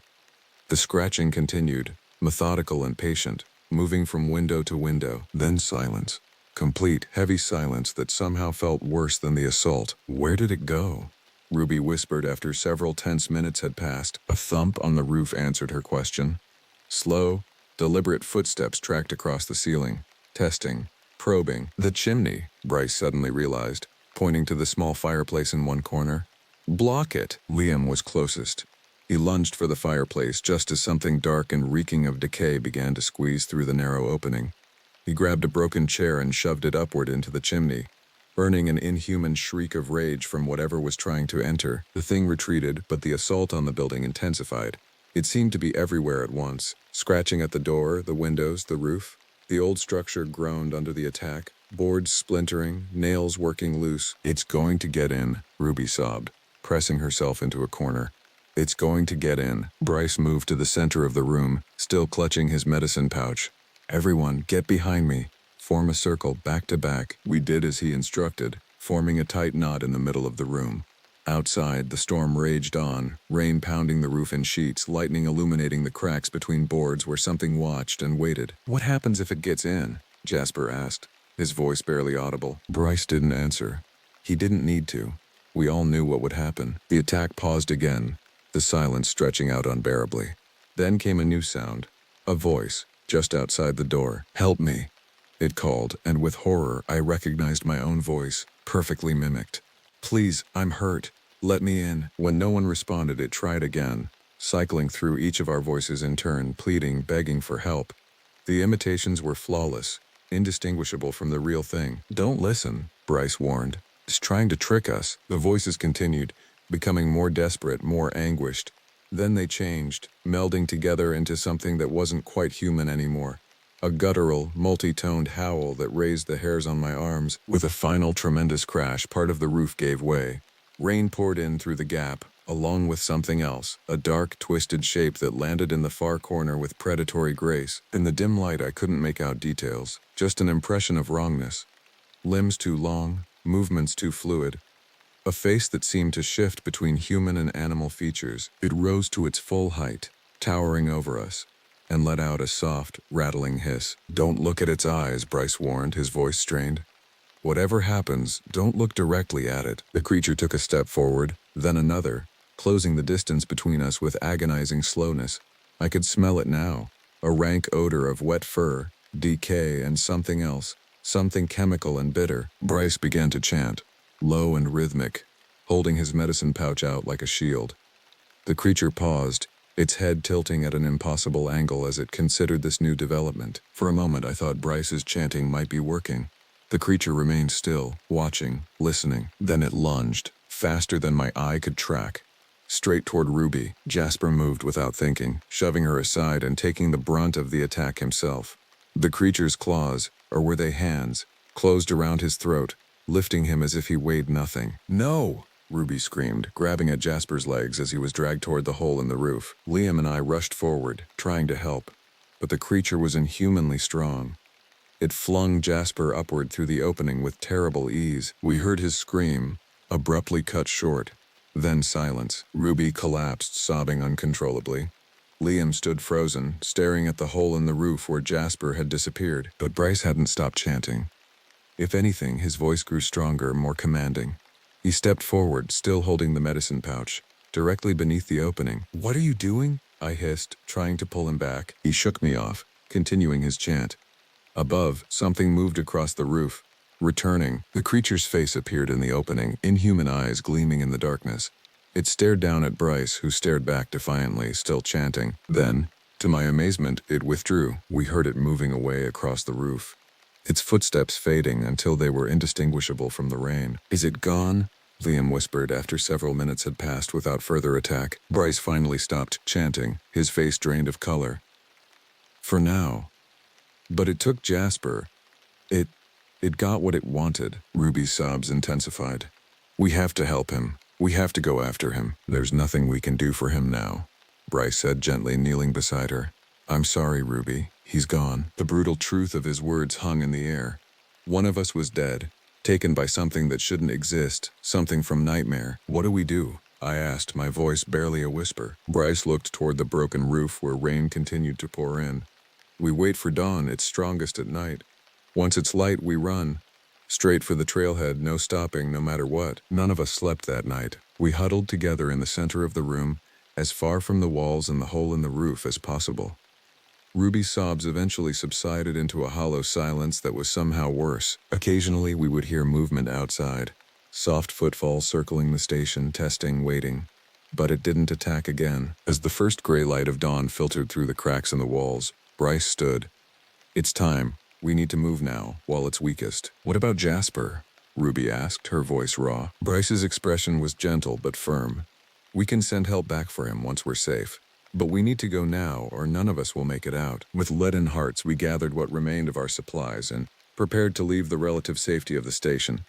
The storm had passed during the night, leaving behind a forest dripping with moisture, shrouded in morning mist. "Stay close," Bryce instructed as we stepped outside. "Don't get separated, no matter what." The trail was barely visible, washed out by the rain in places. We moved as quickly as the treacherous footing would allow, every sense strained for signs of pursuit. "How far to the trailhead?" I asked after we'd been hiking for what felt like hours. Liam checked the GPS. 2 miles, maybe less. We're making good time." Those words had barely left his mouth when we heard it. A long, mournful howl that echoed through the trees. It was distant but moving closer. "It's hunting us again," Bryce said, his face grim. We need to run. Now. We broke into a desperate sprint, abandoning caution in favor of speed. The trail wound downward, increasingly steep and slick with mud. Twice I nearly fell, saved only by Liam's quick reflexes. Behind us, the howling grew closer. Whatever was chasing us was moving faster than any natural animal could, covering ground with impossible speed. There! Liam suddenly shouted, pointing ahead. I can see the parking area. Through the trees, I caught a glimpse of our SUV, still parked where we'd left it a lifetime ago. So close, yet still too far. The creature burst from the underbrush behind us, no longer bothering with stealth. In the daylight, I got my first clear look at it, and immediately wished I hadn't. It ran on all fours, yet its limbs were unmistakably human in shape, though elongated and bent at wrong angles. Its body was covered in what looked like a coyote's pelt, the animal's head serving as a hood that partially concealed a face that was neither fully human nor fully animal. And its eyes, intelligent, aware, filled with ancient malice. Don't look back, Bryce screamed, seeing me falter. Just run. We flew down the final stretch of trail, the creature so close I could hear its ragged breathing. The parking area opened up before us, our vehicle a beacon of safety. Liam reached it first, fumbling with the keys as the rest of us pounded across the clearing. He got the doors unlocked just as we reached him, and we piled in frantically. Go, go, go! Ruby screamed as the creature emerged from the tree line. Liam gunned the engine, throwing the SUV into reverse and backing out so quickly we were nearly thrown from our seats. As we spun around to face the forest road, I caught one last glimpse of our pursuer. It stood at the edge of the clearing, watching us with those terrible, knowing eyes. Then it did something that chilled me to my core. It raised one distorted hand in what almost seemed like a farewell, as if it knew this wasn't really an escape. As if it knew we'd be back. We sped down the forest road, no one speaking, the only sound our ragged breathing and Ruby's quiet sobs. Only when we reached the main highway did some of the tension begin to ease. We need to report this, Liam finally said, breaking the heavy silence. Jasper, the authorities need to know. Bryce shook his head slowly. Report what? That a mythical Navajo shapeshifter killed our friend? They'll think we're crazy, or worse, that we did something to him ourselves. So we just say nothing? Ruby's voice was edged with hysteria. Jasper is dead? We can't just pretend it didn't happen? We'll tell them he got separated during the storm, Bryce said quietly. That we searched but couldn't find him. It's close enough to the truth. None of us liked it, but we knew he was right. The full truth would never be believed. As we drove back toward Flagstaff, I couldn't shake the image of the creature standing at the forest's edge, that almost human gesture of farewell. It had let us go, not out of mercy, but because it was patient, because it knew the wilderness would call to us again someday, and when it did, it would be waiting. Some part of me wondered if it already had what it wanted. If in taking Jasper it had somehow marked the rest of us, connected us to it in ways we didn't yet understand. I glanced at my companions. Liam focused intently on the road, Ruby curled into herself in the back seat, Bryce staring out the window at the passing forest with haunted eyes. We had survived, but we weren't whole. And as the miles between us and Kaibab Lake grew, I couldn't escape the feeling that we hadn't truly escaped at all, that the thing in the woods had followed us out, in ways we couldn't see, that it was with us even now, patient and watchful, biding its time, waiting for the wilderness to call us back. The official search for Jasper lasted 3 days. Park rangers, local police, and volunteer search teams combed the area where we claimed to have lost him during the storm. They found nothing. No body, no blood, no sign that he had ever been there at all. It's like he just vanished, the lead ranger told us on the final day of the search, his weathered face grim. Without a trace, we sat in plastic chairs at the ranger station, giving statements for what felt like the 100th time. Our story remained consistent. We'd been separated during the storm, tried to find him, but eventually had to make our way out before nightfall. None of us mentioned the creature, the ranger station, or what we'd really seen. Who would believe us? Ruby was inconsolable. She'd retreated into herself, speaking only when directly addressed, her eyes vacant and red-rimmed. The Australian consulate had been notified, and Jasper's parents were flying in. I couldn't imagine facing them, knowing what we knew. Liam handled the practical aspects, extending our hotel stay, dealing with authorities, arranging for Ruby's eventual return to Australia. He moved through these tasks with mechanical efficiency, as if keeping busy could somehow hold the horror at bay. And Bryce had grown increasingly distant, spending hours on the phone with someone he would only identify as an elder from my grandmother's community, When pressed, he would simply say he was looking for answers. I found myself unable to sleep, jerking awake at the slightest sound, convinced that somehow the creature had followed us back to civilization. In the shower, I would examine my skin for marks, bruises, anything that might indicate I'd been claimed in some way. Rationally, I knew this was paranoia, trauma manifesting as superstition, but rationality had little power against what we'd experienced. On the fourth day after our return, as the official search was being called off, Bryce gathered us in his hotel room. "I've been talking to someone who might be able to help us understand what happened," he said, closing the door carefully behind us. "A medicine man from the Navajo Nation. He's agreed to meet with us." "What's the point?" Ruby asked, her voice flat. "Jasper's gone. Understanding why won't bring him back." "It's not just about understanding," Bryce replied, his expression grave. "It's about protection. What happened out there, it may not be over." A cold weight settled in my stomach. "What do you mean?" Bryce hesitated, then sighed. "The elder I've been speaking with, Joseph, he says that skinwalkers sometimes mark their victims, not just the ones they take, but those they let go." "Mark them how?" Liam demanded, spiritually. "Like a connection, a thread that can be followed." Bryce paced the small room. "He thinks that's why it let us escape. Because it can find us again whenever it wants." The implication hung heavy in the air. We weren't safe. We might never be safe again. "So what does this medicine man suggest?" I asked, trying to keep the skepticism from my voice. A week ago, I wouldn't have believed in skinwalkers either. Now, I wasn't sure what to believe. "A cleansing ceremony," Bryce said. "Something to sever the connection, to hide us from it." Ruby looked up, the first spark of interest in her eyes for days. "Will it work?" "Joseph believes it will," Bryce replied. "But he wants to meet us first, to see how strong the connection is." We agreed to meet with the medicine man the following day. What choice did we have? If there was even a chance that something was still connecting us to that thing in the forest, we needed to break it. Joseph Bigay lived on the outskirts of the Navajo reservation, in a modest house set back from the road surrounded by juniper trees. He was older than I'd expected, perhaps in his 70s, with a deeply lined face and eyes that seemed to see more than was visible. He greeted us in his living room, which was sparsely furnished but adorned with traditional Navajo crafts, woven rugs, pottery, and what looked like ceremonial items I couldn't identify. "Bryce has told me of your encounter," Joseph said after we were seated. His voice was soft but carried an undeniable authority. "I am sorry for your loss." Ruby nodded, tears welling in her eyes again. "What happened to our friend?" Liam asked bluntly. "Was it really a skinwalker?" Joseph's expression remained impassive. "There are things in this world that do not fit neatly into modern understanding. The Yinad Lushi is one such thing." "But how is that possible?" I pressed. "How can someone transform like that?" The old man regarded me steadily. "The how is not important, only the what and the why. The skinwalker you encountered is ancient, powerful. It has claimed that territory as its own for generations." "The lake," Bryce murmured. "Todichieni. You knew about it." Joseph nodded. "Many know of it, but few speak of it. To name such things is to draw their attention." "Is Jasper?" Ruby's voice broke. "Is he dead?" A heavy silence fell. Finally Joseph spoke, his words careful and measured. "Death, as you understand it, may not apply here. The skinwalker takes what it needs. Strength, essence. The body is secondary." It wasn't the comfort Ruby was hoping for. Fresh tears spilled down her cheeks. "You said we might be marked," I said, steering the conversation back. "How would we know?" Joseph's gaze swept over each of us in turn, lingering longer on Ruby. "There are signs, dreams of being watched or followed, objects moving on their own, the feeling of someone breathing just behind you when you're alone." A chill ran down my spine. I'd experienced all three since our return. "Can you help us?" Bryce asked. Joseph nodded slowly.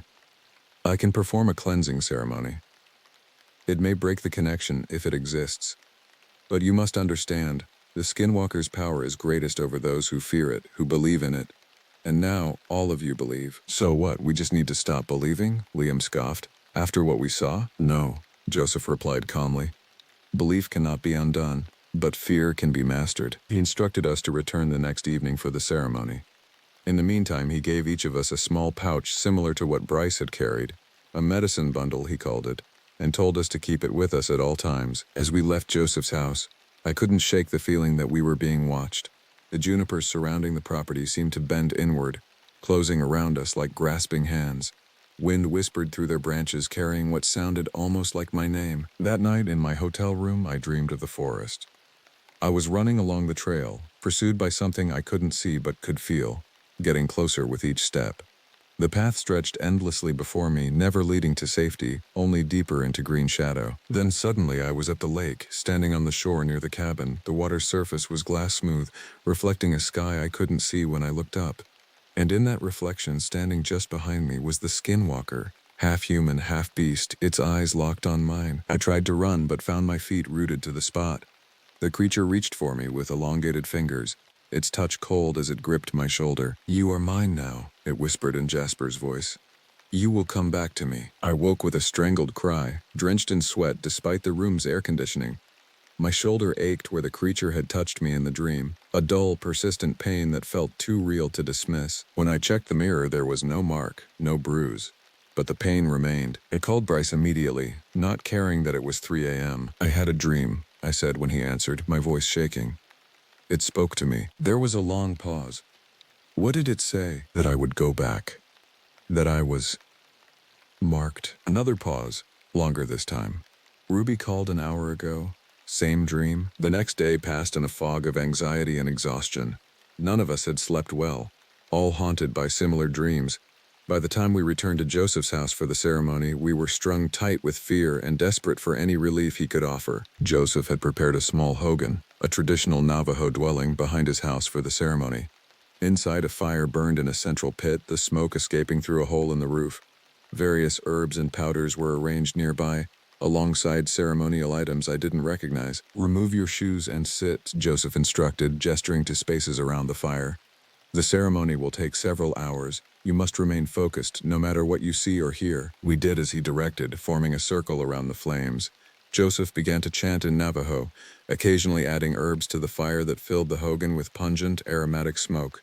The language was beautiful but alien to my ears, rising and falling in complex patterns. As the ceremony progressed, Joseph used an eagle feather to fan the smoke toward each of us in turn, instructing us to breathe deeply. The smoke made my head swim, my vision blurring at the edges. Was it my imagination, or were there shapes moving in the darkness beyond the fire's light? Shadows that shouldn't be there, watching us with patient malice. Joseph's chanting intensified. He took a small container of what looked like white ash and drew symbols on our foreheads, all the while speaking in Navajo. The ash felt cool against my skin, grounding me somehow against the disorientation of the smoke. Time lost meaning in that small, smoky space. It could have been minutes or hours that we sat there, breathing the herb-laden air, listening to Joseph's voice rise and fall. At some point, I closed my eyes, letting the rhythm of the chanting wash over me. Behind my closed lids, I saw the forest again, but different this time. Clearer, as if seen in bright daylight rather than shadow. I was walking a path I recognized, leading to the lake, but there was no fear in me. Each step felt purposeful, directed. I reached the shore and looked out over the water, which reflected a perfect blue sky. And there, on the opposite shore, stood a figure. Not the twisted, half-human shape of the skinwalker, but a man, tall and straight, dressed in what looked like traditional Navajo clothing. He raised a hand in greeting, then pointed to something beside me.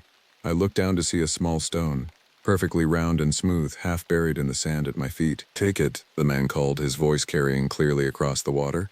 "It will guide you back when the time comes." I bent to pick up the stone, which felt warm in my palm, almost alive. When I looked up again, the man was gone, and the dream began to fade. I opened my eyes to find the ceremony ending.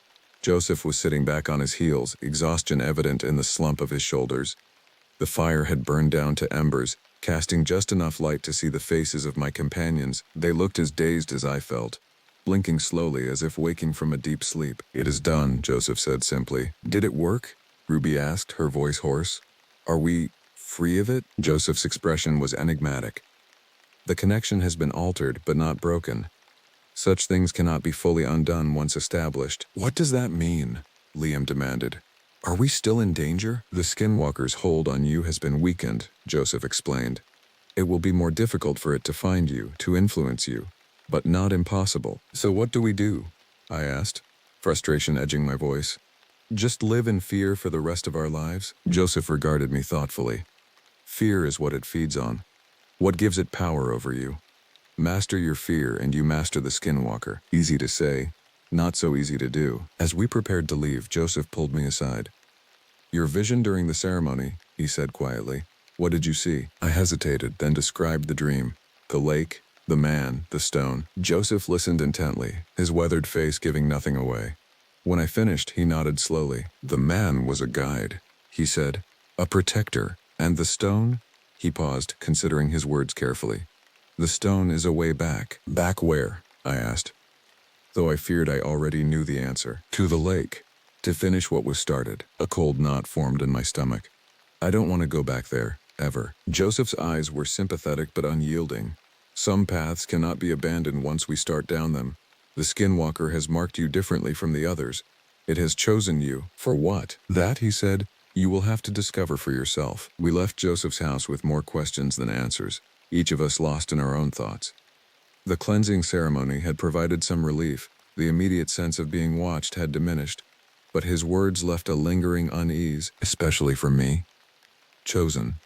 The word echoed in my mind, carrying implications I didn't want to consider. That night, for the first time since our return, I slept without dreams of the forest. But when I woke, I found my hand closed tightly around something that hadn't been there when I went to sleep. A small, smooth stone, warm to the touch, exactly like the one from my vision. A way back, Joseph had called it. I stared at the stone, turning it over in my palm. How had it gotten here? Was it even real, or was I losing my grip on reality? A text from Bryce interrupted my spiraling thoughts. Need to talk. Meet at breakfast? In the hotel restaurant, I found not just Bryce, but Liam and Ruby as well, huddled together over coffee cups. Their expressions told me something was wrong even before they spoke. Ruby's going back to Australia this afternoon, Liam explained as I sat down. The consulate arranged it. Ruby looked marginally better than she had in days. Still pale and drawn, but with a new determination in her eyes. I need to talk to Jasper's parents, she said. They deserve to know what happened to their son. The truth, not the story we told the Rangers. They won't believe you, Bryce warned gently. Maybe not, she conceded, but I have to try. I understood her need for closure, for some kind of resolution, even if it came at the cost of being thought delusional. But there was something else in her expression, a finality that suggested more than just a return home. What about you two? I asked Liam and Bryce. Liam shrugged. Back to Toronto for me. I've already extended my trip longer than I planned, and I'm heading back to my grandmother's community, Bryce said. There are elders there who might know more about what we encountered, about how to protect ourselves long term. They were all leaving, moving on, or trying to. And I would be left alone with my questions, my stone, and the unsettling knowledge that I had been chosen for something I didn't understand. Did either of you have any strange experiences last night? I asked cautiously. After the ceremony, they exchanged glances, then shook their heads. Whatever had happened with the stone was unique to me. I debated telling them, sharing the burden of this new mystery. But what good would it do? They were already traumatized, already struggling to make sense of what had happened. Adding my own bizarre experience would only make things worse. So I kept silent, forcing a smile as we discussed practical matters. Contact information, promises to stay in touch, hollow reassurances that things would get better with time. Later that day, we said our goodbyes at the airport. Ruby was the first to leave, her flight to Los Angeles connecting to Sydney. She hugged each of us fiercely, her tears dampening my shirt. Be careful, she whispered in my ear. It's not over. I can feel it. Liam's departure was next, more restrained but no less emotional. He gripped my shoulder, his expression solemn. Whatever happens, he said, remember we survived once. We can do it again if we have to. Bryce was the last to go, his flight to Albuquerque departing an hour after Liam's. As we waited at his gate, he pulled something from his pocket, another medicine bundle, larger than the one Joseph had given me. Take this, he said, pressing it into my hand. Joseph made it specially for you. Said you might need extra protection. I stared at the small leather pouch, a sense of foreboding washing over me. Did he tell you why? Bryce hesitated, then nodded. He said you were different, that the Skinwalker had marked you not just to follow, but to call back. Call me back where? To the lake, Bryce replied, confirming what I already feared. He thinks the Skinwalker wants you to return for some purpose we don't understand. I closed my fingers around the medicine bundle, feeling the small objects inside shift against each other. And if I don't go back? Bryce's expression was grim. Then it might come to you instead. With those ominous words hanging between us, we said our goodbyes. I watched him board his flight, suddenly feeling very alone despite the crowded terminal surrounding me. Outside, the Arizona sun beat down mercilessly, the heat a stark contrast to the cold dread spreading through me. I had a decision to make, one that might determine not just my fate but possibly those of my friends as well. Return to the lake and face whatever awaited me there, or spend the rest of my life looking over my shoulder, waiting for the skinwalker to find me. In my pocket, the mysterious stone seemed to pulse with warmth, as if responding to my thoughts. A way back, Joseph had called it. Perhaps it was also the way forward, the only way to end this nightmare for good. With a deep breath, I pulled out my phone and opened the rental car app.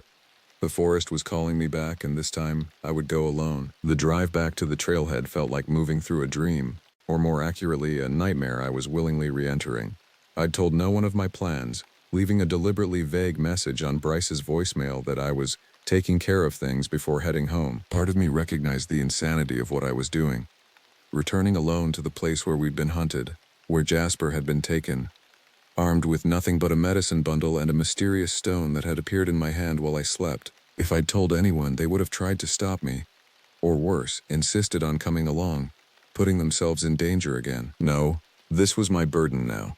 Whatever connection existed between me and the skinwalker, I had to face it alone. The forest road was just as I remembered it, rutted and isolated, winding through increasingly dense pines. When I reached the small clearing that served as a parking area, I sat for a long moment with the engine idling, gathering my courage. What exactly was I planning to do? Hike back to the lake, alone, and then, what? Confront an ancient evil?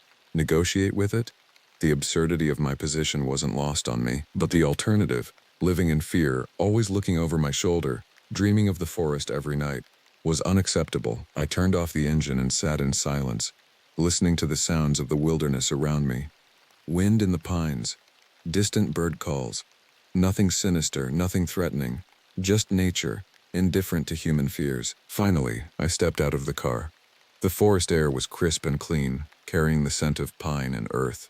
I slung my backpack, packed with water, energy bars, a first aid kit, and a small tent, over my shoulders, checked that both medicine bundles were secure in my pocket, and set off down the trail. Unlike our first journey, I moved slowly, deliberately. There was no need to reach the lake before nightfall. In fact, part of me suspected that darkness was when the skinwalker would be most likely to reveal itself. The trail was easier to follow than I remembered, despite the damage from the storm. Recent footprints in the mud told me the search teams had been thorough in their efforts to find Jasper, but they'd been looking in the wrong places for the wrong things. As I hiked, I found myself noticing details I'd missed before. The complex patterns of lichen on rocks, the varied birdsong echoing through the canopy, the way sunlight filtered through pine needles to create dappled patterns on the forest floor. The wilderness was beautiful in its own right, when not viewed through a lens of fear. I reached the first clearing, where we'd camped that first night. By early afternoon, it looked different in daylight, smaller and less mysterious. Evidence of our stay had been mostly washed away by the storm, but I found a single tent stake we'd overlooked, half buried in mud. I continued on, the trail gradually becoming steeper, more challenging. My muscles burned with the effort, but the physical exertion helped keep darker thoughts at bay. Focus on the next step, the next breath. The forest demanded nothing less. By late afternoon, I came upon the stone circle that had so disturbed Bryce on our first journey. It looked harmless now, just rocks arranged in a pattern that could have been the work of hikers or children, but something about it still made me uneasy. I stepped off the trail to give it a wide berth, just as we had before. As the day waned, the forest grew quieter, the bird calls tapering off, the wind dying down to occasional whispers through the canopy. The quality of the light changed, golden late afternoon sun giving way to the blue-gray of approaching dusk. I should have been afraid as darkness approached, but strangely I felt almost calm. Whatever was going to happen would happen. I had come too far to turn back now. The lake appeared just as the last direct sunlight was fading from the sky. A sheet of silver nestled in its bowl of pine-covered hills. The cabin was visible on the far shore, looking smaller and more decrepit than I remembered. I paused at the lake's edge, letting my backpack slip to the ground. The water was perfectly still, reflecting the darkening sky and the silhouettes of surrounding trees. No wind disturbed its surface, no fish jumped, no bird skimmed low over the water. The silence was absolute. "I'm here," I said aloud, my voice sounding unnaturally loud in the stillness. "I came back." No response. just the endless silence and the growing darkness. I retrieved my backpack and began moving along the shoreline toward the cabin. It seemed the logical place to wait, shelter for the night, and a connection to what had happened before. The medicine bundle from Joseph felt warm against my skin through my pocket. The stone, too, seemed to radiate a subtle heat, as if responding to the proximity of the lake. I took it out and examined it in the fading light. Perfectly round, smooth as glass, with swirls of darker color running through its grayish surface. I'd nearly reached the cabin when I noticed something odd about the lake. The water near the shore was moving, despite the lack of wind. Small ripples spreading outward from a central point about 20 feet from where I stood. As I watched, the ripples grew stronger, more deliberate, as if something large was rising from the depths. Water bulged upward, and then parted to reveal Jasper. He stood waist-deep in the lake, water streaming from his clothes, his hair plastered to his skull. But his eyes were wrong, reflecting the dim light like an animal's. "Hello?" he said. And though it was Jasper's voice, there was something underneath it, a second voice, lower and older. "You came back." I took an involuntary step backward. "You're not Jasper." The thing wearing my friend's face smiled, the expression too wide, too full of teeth. "No, but his form serves my purpose." "What purpose?" I managed to ask, my mouth dry with fear. The creature moved closer, water rippling around it as it waded toward shore. "To speak with you, to finish what was started." I clutched the medicine bundle in my pocket, drawing what courage I could from its presence. "What do you want from me? Why did you mark me?" The thing that wasn't Jasper reached the shoreline and stepped onto dry land. Water ran from its clothes, but instead of soaking into the earth, it seemed to be absorbed back into the creature's body, leaving no trace. "You were already marked," it said, tilting its head at an unnatural angle.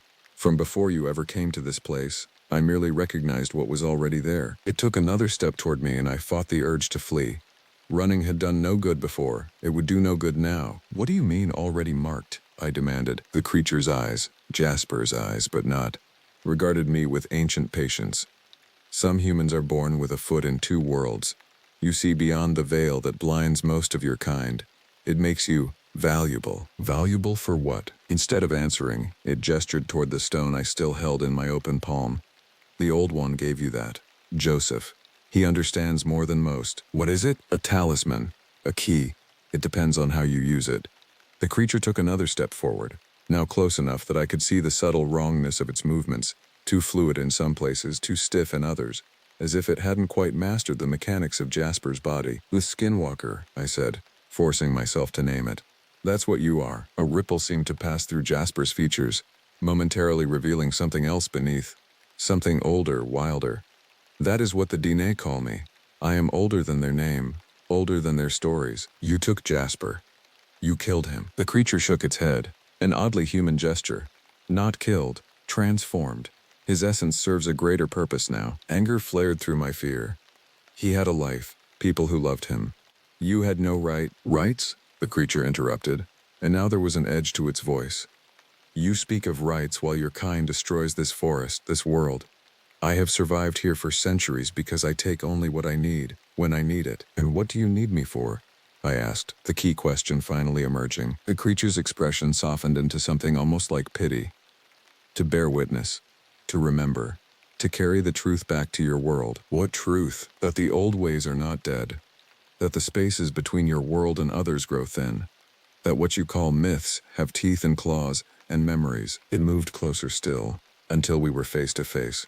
I could smell the lake water on it, mixed with something else, a wild animal scent that made the hairs on my arms stand up. "You stand at a threshold," it continued.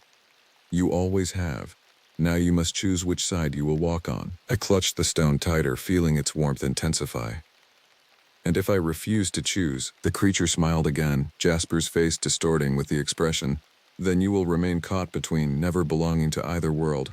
The dreams will continue, the calling will grow stronger. Eventually you will return to this place again and again until you make your choice." A choice. It always came down to a choice. I looked past the creature, to the lake now dark with night, to the cabin standing silent on its shore, this place that had brought such terror, such loss, and yet also a kind of awakening to realities I had never acknowledged before, to aspects of myself I had never recognized. "What happens if I choose?" I asked. My voice steady despite my racing heart. If you choose the human world, I will release my mark upon you. You will return to your life, free of the dreams, the calling. You will forget in time. And the other choice. The creature's eyes gleamed in the gathering darkness. You stay, you learn, you become more than what you are. Become like you? I couldn't keep the revulsion from my voice. No, it replied. Not like me.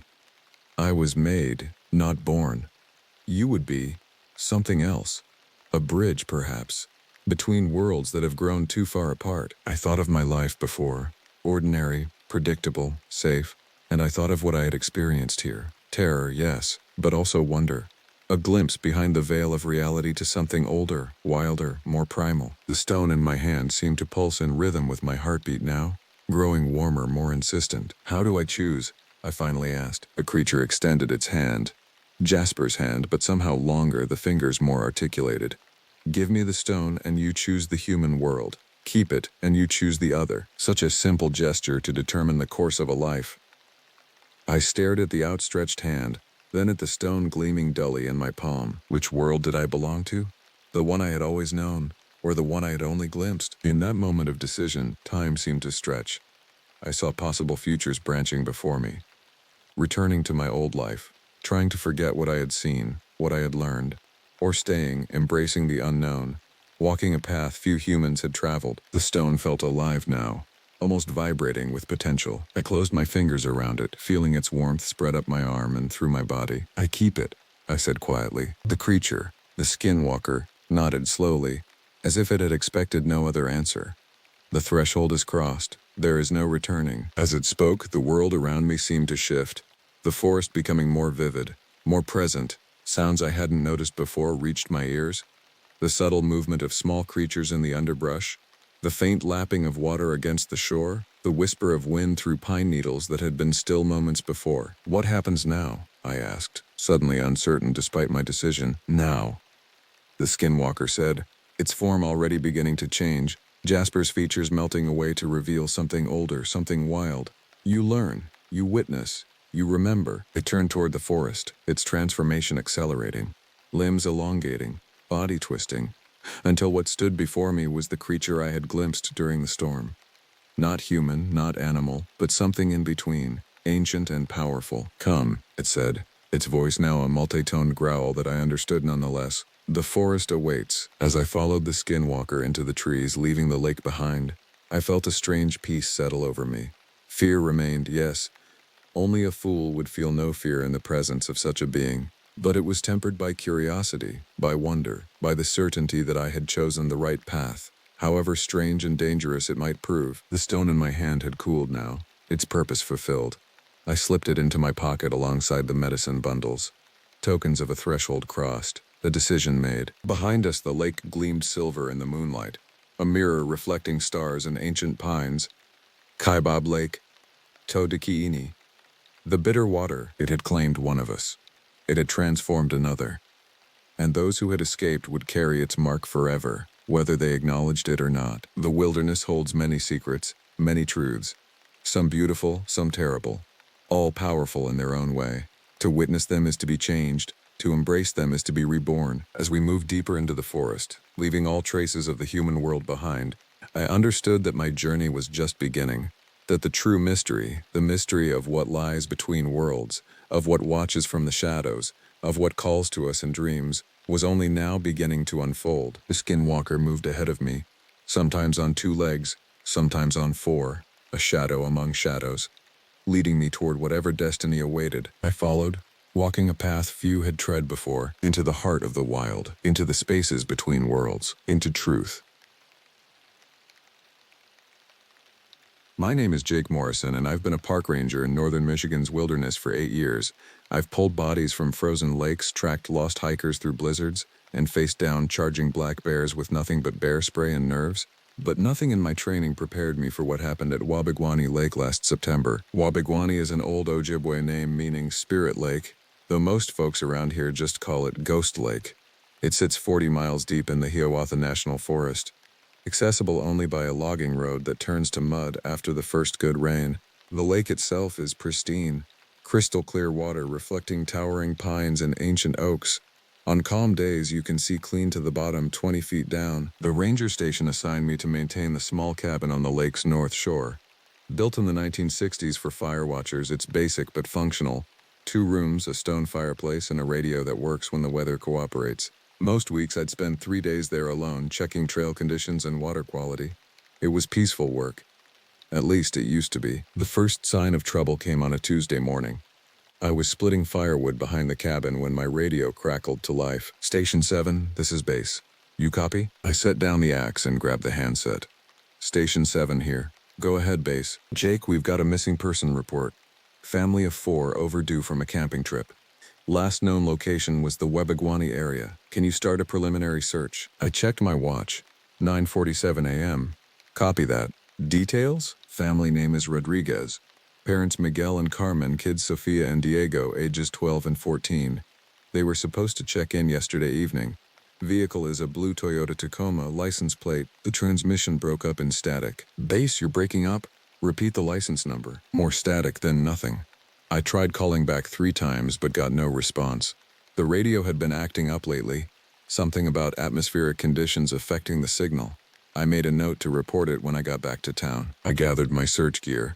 First aid kit, emergency blanket, GPS unit, flare gun, and my service weapon. Living in these woods teaches you that lost people aren't always the biggest danger you'll face. I'd encountered more than one illegal hunting camp, and poachers don't appreciate unexpected visitors. The Rodriguez family had been camping somewhere near the lake, which gave me a 5-mile radius to cover. I started with the established campsites along the eastern shore, places where families with kids typically set up. The morning was crisp and clear, with just enough breeze to keep the mosquitoes down. I found their campsite within an hour. The blue Tacoma was parked at the trailhead, exactly where a responsible family would leave it. Their tent stood intact beside a cold fire pit, with camping chairs arranged in a neat circle. Everything appeared normal at first glance, but something felt wrong. The tent flaps hung open, moving slightly in the breeze. No family would leave their shelter unsecured like that, especially not with kids. I called out, "Hello? Miguel? Carmen? This is Park Ranger Morrison." My voice echoed across the water and died in the trees.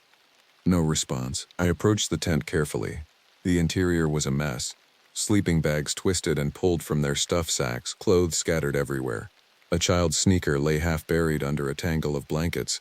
The family's food was still packed in bear canisters, untouched. Outside, I found their fishing gear neatly arranged on a fallen log. 2 rods rigged with lures, a tackle box, and a stringer that had never been used. Whatever caused them to leave, it happened fast. I walked the perimeter of the campsite looking for tracks. The soft earth around the fire pit held plenty of boot prints, adult and child sizes, consistent with a family of 4. But at the edge of the clearing, I found something else. Barefoot prints in the mud. Human-shaped but wrong somehow. The toes were too long, the arch too deep. And the stride, nearly 6 feet between prints. No human walks like that. I knelt down for a closer look. The prints were fresh, made sometime in the past 24 hours. They came from the direction of the lake and headed into the dense forest to the north. I took photos with my phone and marked the GPS coordinates. "Base, this is Station 7, I called into my radio. Still nothing but static. I followed the strange tracks for about 50 yards before they disappeared on rocky ground. By then, the forest had grown noticeably darker. The canopy overhead was thick with ancient pines, their branches interlocked to block most of the sunlight. Even at midday, the temperature dropped 10 degrees in their shadow. That's when I heard it. A sound like children laughing, echoing from somewhere ahead. Relief flooded through me. The kids were alive. "Sofia, Diego," I called out. "Your parents are looking for you." The laughter stopped abruptly. In the sudden silence, I realized how far I'd traveled from the campsite. The trees here were massive, some probably 300 years old. This was old-growth forest, the kind that survives by keeping its secrets. I waited, listening. Then I heard it again, that childish giggling, but different somehow. Higher pitched.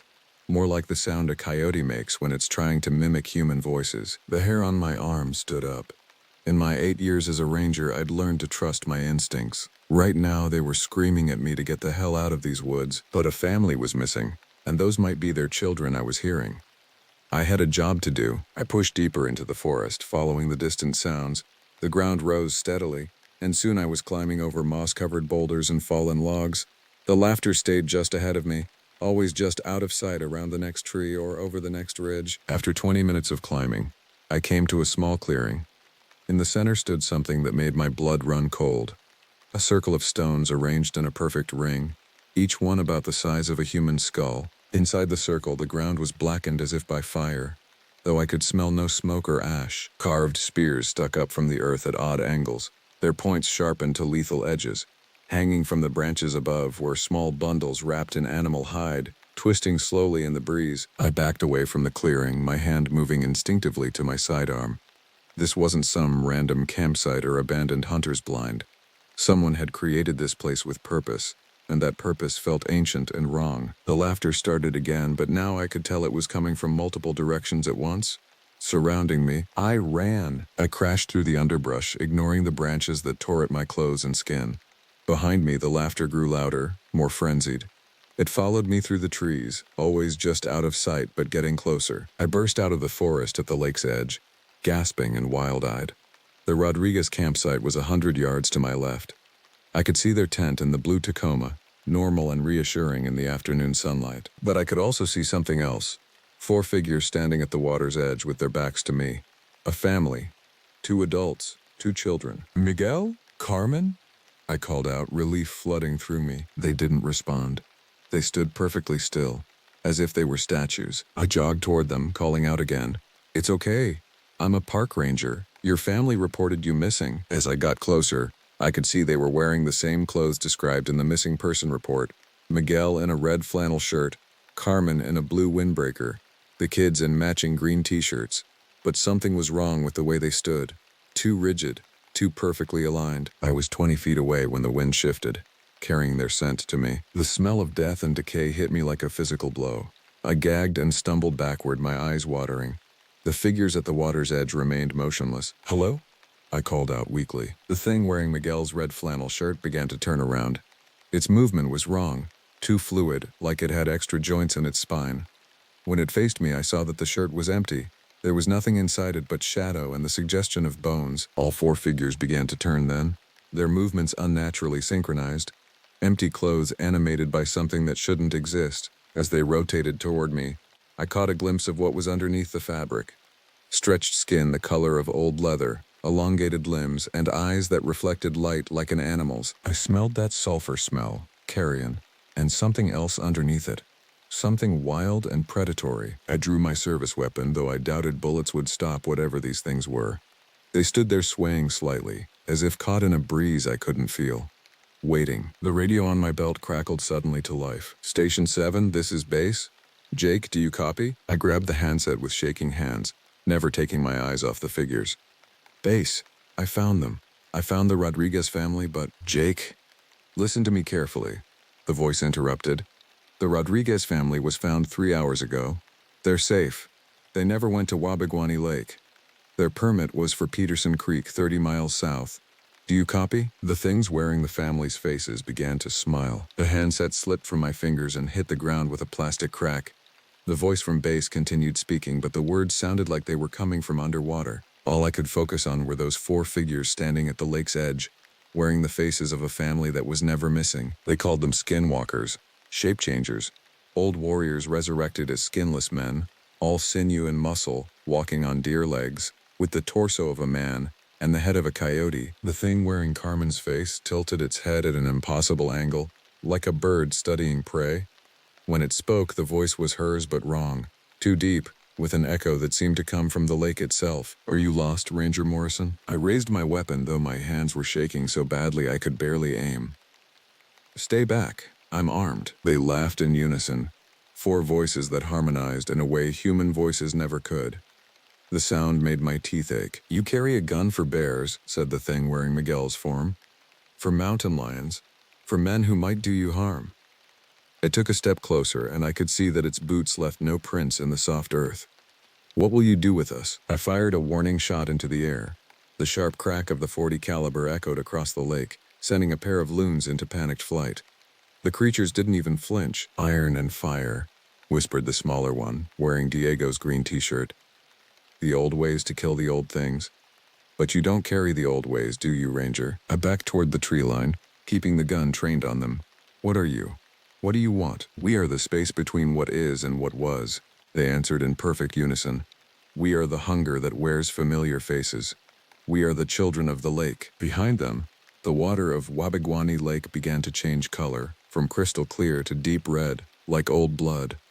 The evening mist that had started to rise from the surface turned black and thick, carrying with it the smell of rot and ancient earth. I turned and ran into the forest. The radio was still squawking behind me, bass trying to reach me, but I couldn't go back for it. Not with those things standing between me and the equipment. I had to reach the cabin, get to the backup radio, and call for help. The forest seemed different now, darker and more twisted than it had been just hours before. Trees that I'd walked past 100 times looked wrong, their branches reaching toward me like gnarled fingers. The familiar trail to the cabin had vanished, replaced by a maze of animal paths that led in circles. I tried to use my compass, but the needle spun wildly, never settling on magnetic north. My GPS unit showed static, unable to acquire satellites despite the clear sky overhead. It was as if the normal rules of navigation had been suspended in this place. Behind me, I could hear them moving through the underbrush. Not the heavy crashing of something trying to catch up, but the deliberate, patient movement of hunters who knew their prey had nowhere to go. They were hurting me, I realized, driving me toward something. I climbed over a fallen log and found myself in another clearing, this one smaller than the first. At its center stood a single wooden post, about 8 feet tall, carved with symbols I didn't recognize. Hanging from the post were dozens of small objects, pieces of cloth, tufts of hair, what looked like fingernails and teeth, trophies. I circled around the clearing, unwilling to get closer to that post. The symbols carved into it seemed to shift and writhe when I wasn't looking directly at them, and the hanging objects swayed despite the lack of wind. "You can't run forever, Jake." I spun around. The voice had come from right behind me, but no one was there. Just trees and shadows and the growing darkness of evening. "We know these woods better than you ever will. We were here when your grandfather's grandfather was still sucking at his mother's breast.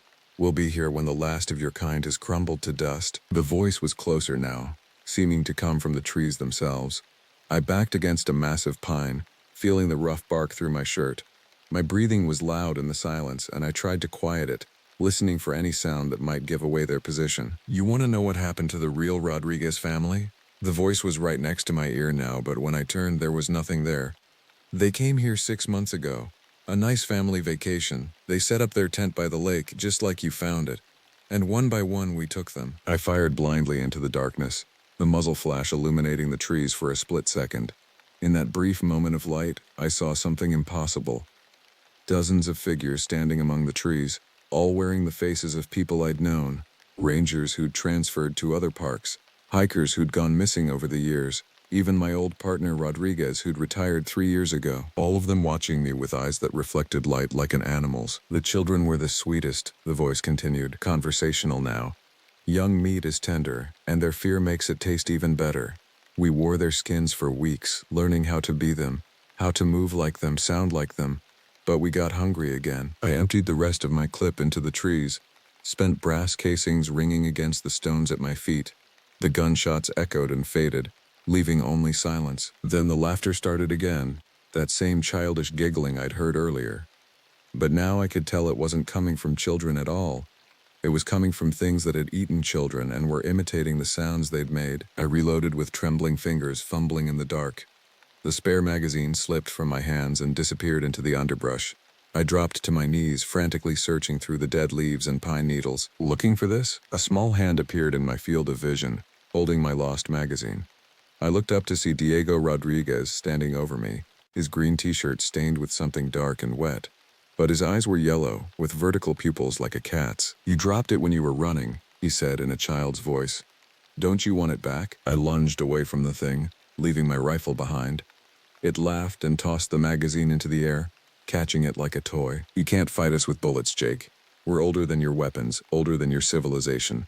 We are the things your ancestors feared when they first came to these shores." I ran again, crashing through the underbrush with no thought of direction or stealth. Branches whipped at my face and tore at my clothes. I could taste blood where a thorn had caught my lip. The ground began to slope upward, and I realized I was climbing toward higher ground. Maybe I could reach a ridge where my radio would work, call for backup, get the hell away from this nightmare. But the slope was getting steeper, and my legs were burning with exhaustion. I wasn't a young man anymore, and the adrenaline was starting to wear off.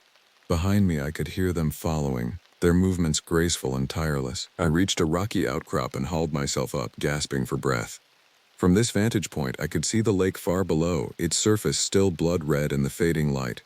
The cabin was a tiny square of yellow light on the distant shore, so close, but it might as well have been on the moon. Nowhere to run now, Jake. I turned to find all four of them standing at the edge of the outcrop. In the dim light, their skin looked loose and ill-fitting, as if they were wearing costumes that didn't quite match their true forms underneath. "What do you want from me?" I asked, backing toward the drop-off. "The same thing we wanted from all the others," Miguel's voice said. "Your skin, your memories, your life." Carmen stepped forward, her movements fluid and predatory. "We've been watching you for months, learning your routines, where you go, what you do. Soon we'll know everything about being Jake Morrison. Then we'll go back to town," Diego added, his child's voice cheerful and horrible. "We'll visit your friends, your family. Maybe we'll eat them too. Or maybe we'll just wear their faces for a while," Sophia said. "See how long it takes for someone to notice the difference." I looked over the edge of the outcrop. It was a 30-foot drop to the rocky slope below, probably fatal. But maybe that was better than what these things had planned for me. "Don't jump, Jake," Carmen said, reading my thoughts. "That would spoil our fun. We want you to run some more. We want you to tire yourself out, make yourself weak. That's when the hunt is best." They spread out along the edge of the rocks, blocking any escape route except the fatal drop. Their eyes glowed yellow in the gathering darkness, and I could see their true shapes moving beneath the stolen skin. Long limbs, too many joints, teeth like broken glass. I closed my eyes and thought about my daughter in Portland, my ex-wife who'd remarried and moved on.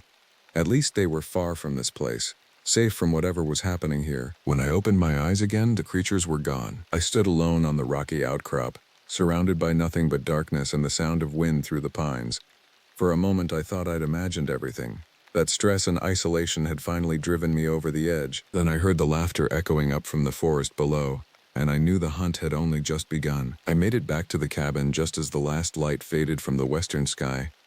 My legs were shaking with exhaustion, and my shirt was soaked with sweat despite the cool evening air. Every shadow seemed to move. Every sound made my hand reach for the empty holster where my service weapon should have been. The cabin sat exactly where I'd left it, warm yellow light spilling from the windows. But something felt wrong about it, like coming home to find your furniture rearranged by invisible hands. I approached cautiously, listening for any sound that didn't belong. The door was unlocked, which shouldn't have surprised me. I'd left in a hurry that morning, focused on finding the missing family. But now I couldn't remember if I'd locked it or not. The uncertainty gnawed at me. Inside, everything appeared normal. The stone fireplace still held the ashes of last night's fire. My sleeping bag was rolled up in the corner where I'd left it. The emergency radio sat on the wooden table beside my half-empty coffee mug. I grabbed the radio and flipped it on, praying for a connection to base. Static filled the room, punctuated by occasional bursts of voices too distorted to understand. I adjusted the frequency, searching for a clear channel. "Base, this is Station 7, emergency. Do you copy?" More static. I tried again, then again. On the fourth attempt, a voice came through, barely audible above the interference. "Jake? That you?" "Base. Thank God. I need immediate backup at Wabagwani Lake. We have a situation here." "Jake, calm down. You're breaking up." What kind of situation? How could I explain what I'd seen? That impossible creatures wearing stolen faces were hunting me through the forest. That they'd somehow made the Rodriguez family disappear and reappear according to their whims. "There's something in the woods," I said finally. "Something dangerous. I need a team out here, armed and ready for..." The transmission cut to static. The radio's display flickered and went dark, then came back on showing the wrong frequency. No matter how I adjusted the dials, I couldn't raise base again. I was on my own. I barricaded the door with the heavy wooden table, then dragged a chair over to block the single window. The cabin had been built for fire watchers, not for defense, but it was solid construction, thick logs and a metal roof. If those things wanted to get in, they'd have to work for it. I built up the fire until the flames were roaring, then sat back to take stock of my situation. No gun, no backup, no way to communicate with the outside world. But I had food for several days, plenty of water from the lake, and enough firewood to keep the cabin warm and lit. The creatures were older than iron and fire, but maybe the old ways still worked. Every culture had stories about things that hunted in the darkness, and every culture had developed ways to fight back. Fire and iron, salt and silver, running water and consecrated ground. I had fire, at least. I settled in to wait for dawn, feeding wood to the flames and jumping at every sound from outside. The forest was never truly quiet. There were always owls calling, branches creaking in the wind, small animals moving through the underbrush. But tonight, even those normal sounds seemed threatening. Around midnight, the noises outside began to change. It started with footsteps circling the cabin, slow, deliberate, just outside the ring of light cast by the windows. I pressed my face to the gap between the chair and the window frame, trying to see what was out there. 4 figures stood at the edge of the clearing, just visible in the firelight. They were still wearing the Rodriguez family's faces, but something had changed. Their clothes hung in tatters, revealing glimpses of what lay beneath. Skin that looked like cured leather, limbs that bent in impossible directions, fingernails grown long and curved like claws. They stood perfectly still for nearly an hour, just watching the cabin, waiting for something. Then the voices started. "Jake? Jake, are you in there?" It was Miguel's voice, but wrong somehow. Too cheerful, like he was calling to a friend instead of stalking prey through the night. "We just want to talk to you, Jake. We found something you dropped." I pressed myself against the wall beside the window, trying to stay out of sight. The voices continued, coming from different directions now as the creatures moved around the cabin. "Your radio," Carmen's voice called out. "It's broken, Jake. The antenna is bent. Do you want us to fix it for you?" I remembered dropping the handheld radio when I'd first seen them by the lake. They must have found it, studied it, learned how to use it as bait. "We know you're in there," Diego's young voice piped up. "We can smell you. Fear has a very distinctive scent. Did you know that? It's sharp and sour, like milk that's gone bad." I fed another log to the fire, sending sparks up the chimney. The flames cast dancing shadows on the cabin walls, making everything seem to move and shift. "We've been talking to your friends in town," Sophia said, her voice right outside the window now. "They're worried about you, Jake. They think you might have had some kind of breakdown. Stress from the job, you know. It happens to park rangers sometimes." She was lying. She had to be lying. But there was a horrible logic to it. A man alone in the wilderness, reporting impossible things, claiming to see creatures that couldn't exist. How would that look to my supervisors? "Maybe you should come out and talk to us," Miguel's voice suggested. "We could help you get back to town, get you the help you need." The scratching started then. Long, deliberate scrapes against the cabin's log walls, like claws being dragged across the wood, testing for weak points. The sound made my teeth ache. I grabbed the poker from beside the fireplace and held it like a weapon. The iron was old and heavy, worn smooth by decades of use. Maybe it would be enough. The scratching moved around the cabin, always just out of sight. They were looking for a way in, probing the structure for gaps or weaknesses. I heard them on the roof now. Footsteps that were too light and too quick to be human. "Jake," Carmen's voice drifted down from above. "Do you know what skinwalkers really are?" I didn't answer, but she continued as if I had. "We're the children of the hungry dead. When someone dies in great pain or fear, sometimes their spirit refuses to move on. It clings to the physical world, desperate to keep existing. But spirits need bodies to interact with the living world." The footsteps on the roof moved to different positions. I could track their movement by the soft sounds they made on the metal. "So we take what we need. A skin here, a face there. Memories from the dying brain. We learn to be human, Jake. We learn to be you." Something heavy landed on the ground outside the cabin. Then another. They were jumping down from the roof. "The real Rodriguez family fought us at first," Diego's voice said from somewhere near the door. "But children are so trusting. All we had to do was look like their parents, and they came right to us." I heard the door handle rattle. The table I'd used to barricade it creaked under pressure. "We ate them slowly, Jake. Not all at once. That would be wasteful. We kept them alive for days, taking pieces, learning how they tasted, how they screamed, how they begged." The pressure on the door increased. Whatever was pushing against it was far stronger than any human, and when they were finally gone, we put on their skins and walked out of the forest. No one suspected a thing. A family camping trip that went perfectly well. The table began to slide across the floor, its legs leaving gouges in the wood. I pressed my shoulder against it, trying to hold the barricade, but I was only one man against something with inhuman strength. "Don't worry, Jake. We'll make it quick for you." Professional courtesy, ranger to ranger. The door burst open, sending the table flying across the room. It crashed into the far wall with a sound like breaking bones. I raised the poker, ready to fight, but the doorway was empty. Cold air poured into the cabin, extinguishing half the candles I'd lit. The fire in the hearth flickered and nearly died before roaring back to life. I backed toward the fireplace, iron poker held in front of me like a sword. The open door yawned like a mouth, revealing nothing but darkness beyond. "We're not coming in, Jake. Miguel's voice called from outside. You're coming out. That's when I smelled the smoke. Not wood smoke from the fireplace, but something else. Something chemical and wrong.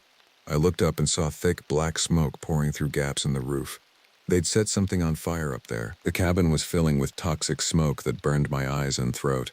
I tried to hold my breath, but that would only last so long. Soon I'd have to choose between suffocation and facing whatever waited outside. That's gasoline from your generator, Carmen's voice explained helpfully. Mixed with some pine tar and old motor oil we found in your shed. Very flammable, very smoky. The smoke was getting thicker. I could barely see the doorway now, and my lungs were starting to burn. I pulled my shirt up over my nose and mouth, but it wasn't enough. Come out, Jake, Sophia's childish voice called. Come out and play with us. I looked at the poker in my hands, at the dying fire, at the smoke-filled cabin that was becoming my tomb. There was no choice, really. I could die here like a rat in a trap, or I could die fighting. I chose to fight. I ran through the smoke toward the doorway, poker raised high, ready to strike at anything that moved. But when I burst through the door into the cool night air, there was nothing there. The 4 creatures stood in a line at the far edge of the clearing, watching me cough and gasp in the fresh air. They were applauding slowly, like an audience appreciating a good performance. Very good, Jake, Miguel said. Now the real fun begins. The cabin burned behind me as I stood in the clearing, gulping clean air and trying to clear my vision. The creatures watched from the tree line, no longer bothering to maintain their human disguises. In the flickering light of the flames, I could see their true forms, elongated limbs, skin that hung loose like ill-fitting clothes, and eyes that reflected the fire like mirrors. You look confused, Jake, the thing wearing Carmen's voice said. Don't you know the rules of the game? I tightened my grip on the iron poker. It felt reassuringly solid in my hands, a real weapon against unreal enemies. We hunt, the Miguel thing explained. You run. When we catch you, we eat you. Very simple. But first, added the Sophia creature, we play with you. That's the best part. They began to circle me, moving with predatory grace. Their movements were wrong, too fluid, like they had joints in places humans didn't. In the firelight, their shadows stretched and writhed independently of their bodies. I backed toward the lake, keeping the poker between us. The water lapped at the rocky shore behind me, dark and cold. At least it was a barrier they couldn't surround me with. You know, the Diego thing said conversationally. We've been hunting humans in these woods for longer than your kind has had names for us. We were here when the first native peoples came, fleeing the ice. We taught them fear, the Apache and Hop and Cherokee and all them old tribes and first peoples. They told tales, old stories about dark Injun magic, a deal made with the old spirits, of blood sacrifice, to gain power, the Carmen creature continued. Some of those stories were about us. They stopped circling and stood in a line facing me, their heads tilted at identical angles. Studying me, the old ones knew how to fight us, Miguel thing said. They had rituals, protections, ways to keep us at bay. But you've forgotten all that, haven't you? You've forgotten how to fear the right things. I thought about the clearing I'd found earlier, with its ring of stones and hanging bundles. Had that been some kind of protection? A warning? Or something else entirely? The modern world doesn't believe in us, Sophia creature said with a child's giggle. That makes it so much easier to hunt. People see us and their minds reject what they're seeing. They make excuses, rationalize, find logical explanations for the impossible. But you're different, aren't you, Jake? Diego thing asked. You've accepted what you're seeing. That's good. That's honest. It will make your death more authentic. It began to advance again, moving in perfect synchronization. I swung the poker in a wide arc, keeping them at bay. Iron, the Carmen creature observed. How quaint. Do you really think that will hurt us? Let's find out, I snarled, lunging forward. The poker caught the Miguel thing in the chest with a wet sound like hitting rotten meat. It staggered backward, black ichor seeping from the wound, but it was laughing. Oh, it does hurt, it said, looking down at the hole in its torso with interest. But not enough. The wound began to close as I watched, the edges of torn flesh knitting together like healing and fast forward. Within seconds, there was no sign I'd struck it at all. Our turn, the Sophia creature said. They came at me from all sides. I swung the poker wildly, connecting with the Diego thing's outstretched arm. The limb bent at an impossible angle, but the creature just laughed and kept coming. Claws raked across my back, tearing through my shirt and into flesh. I stumbled forward, feeling warm blood running down my spine. Another swipe caught my shoulder, spinning me around. I fell to my knees at the water's edge, the poker clattering across the rocks. The creatures surrounded me, their claws extended, ready to finish what they'd started. "Wait," the Carmen thing said suddenly.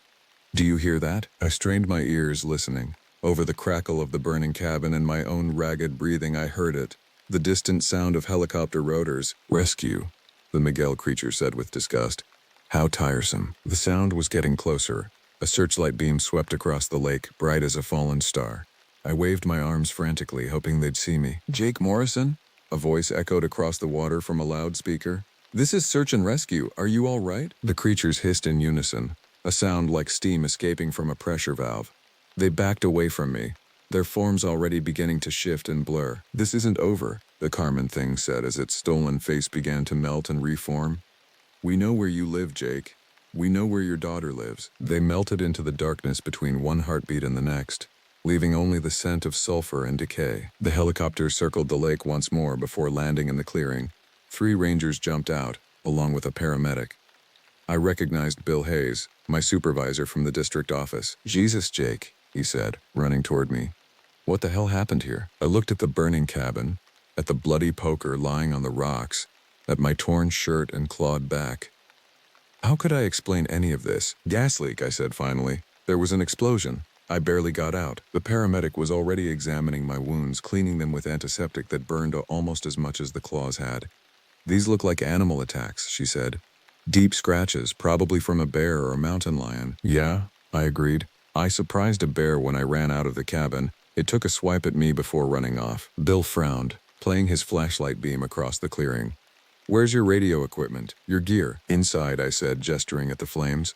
"Lost it all in the fire." It wasn't until we were airborne that I remembered the Rodriguez family's campsite. I asked Bill about it as we flew over the lake. "What campsite?" he asked. "We found their car at Peterson Creek, remember? They were never at Wabaguani." I looked down at the lake shore, trying to spot the familiar clearing where I'd found their tent and gear. But in the darkness, everything looked the same. Just trees and water and shadows. "Jake," Bill said, his voice gentle. "When's the last time you took some time off? Real time off, not just a long weekend?" I couldn't remember. The job had consumed my life for years, especially after the divorce. The wilderness had become my home, my refuge, my identity. "Maybe it's time," he said. "You've been out here alone too much.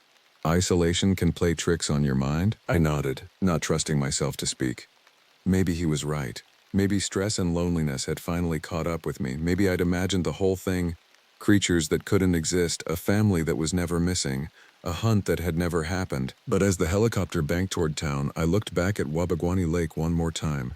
And in the last flicker of firelight from the burning cabin, I saw 4 figures standing at the water's edge, watching me leave. They raised their hands in perfect unison, waving goodbye with the faces of children who had been dead for months. 3 weeks later, I sat in Dr. Sarah Chen's office in Marquette, listening to her explain my diagnosis: post-traumatic stress disorder complicated by chronic sleep deprivation and social isolation. She prescribed medication and recommended 6 months of medical leave. "Isolation can have profound effects on the human psyche," she said, her voice professionally gentle. "When we spend too much time alone, our minds can create elaborate scenarios to fill the void. The brain needs social interaction, stimulation, connection to reality." I nodded and took the prescription, not bothering to argue. How could I explain that the reality I'd experienced was more terrifying than any hallucination? The official report listed the cause of the cabin fire as a faulty propane connection. The scratches on my back were attributed to a panicked encounter with a black bear. The missing Rodriguez family had never been missing at all. They'd been camping at Peterson Creek, 30 miles south, exactly where their permit said they'd be. Everything had a rational explanation. Everything except the dreams. I rented a small apartment in town, close to the grocery store and the library. After 8 years of living in the wilderness, walls and neighbors felt strange and confining. But Dr. Chen said it was important to rebuild my connection to the human community. The medication helped with the nightmares, but it couldn't erase the memories. I still woke up most nights with the taste of smoke in my mouth and the sound of children's laughter echoing in my ears.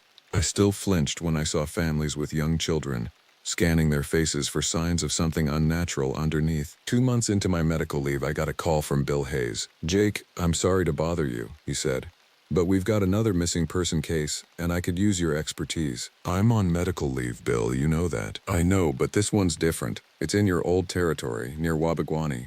And Jake, the missing person is a park ranger." My blood went cold. "Who?" "Andy Kowalski. You know him, right? Young guy, transferred here from Wisconsin last year. He was doing a routine patrol of the lake area when he missed his check-in. I knew Andy. Good kid, eager to prove himself, always volunteering for the difficult assignments. He reminded me of myself at that age. When was his last contact? Yesterday morning. We found his truck at the same trailhead where you found the Rodriguez campsite. But there's no sign of him. I closed my eyes, seeing 4 figures standing at the water's edge, waving goodbye with stolen faces. Jake? You still there? I'm here. Bill, you need to call in the state police, get a full search team out there, and whatever you do, don't send anyone in alone. Why? What aren't you telling me? I thought about the rational explanation Dr. Chen had given me.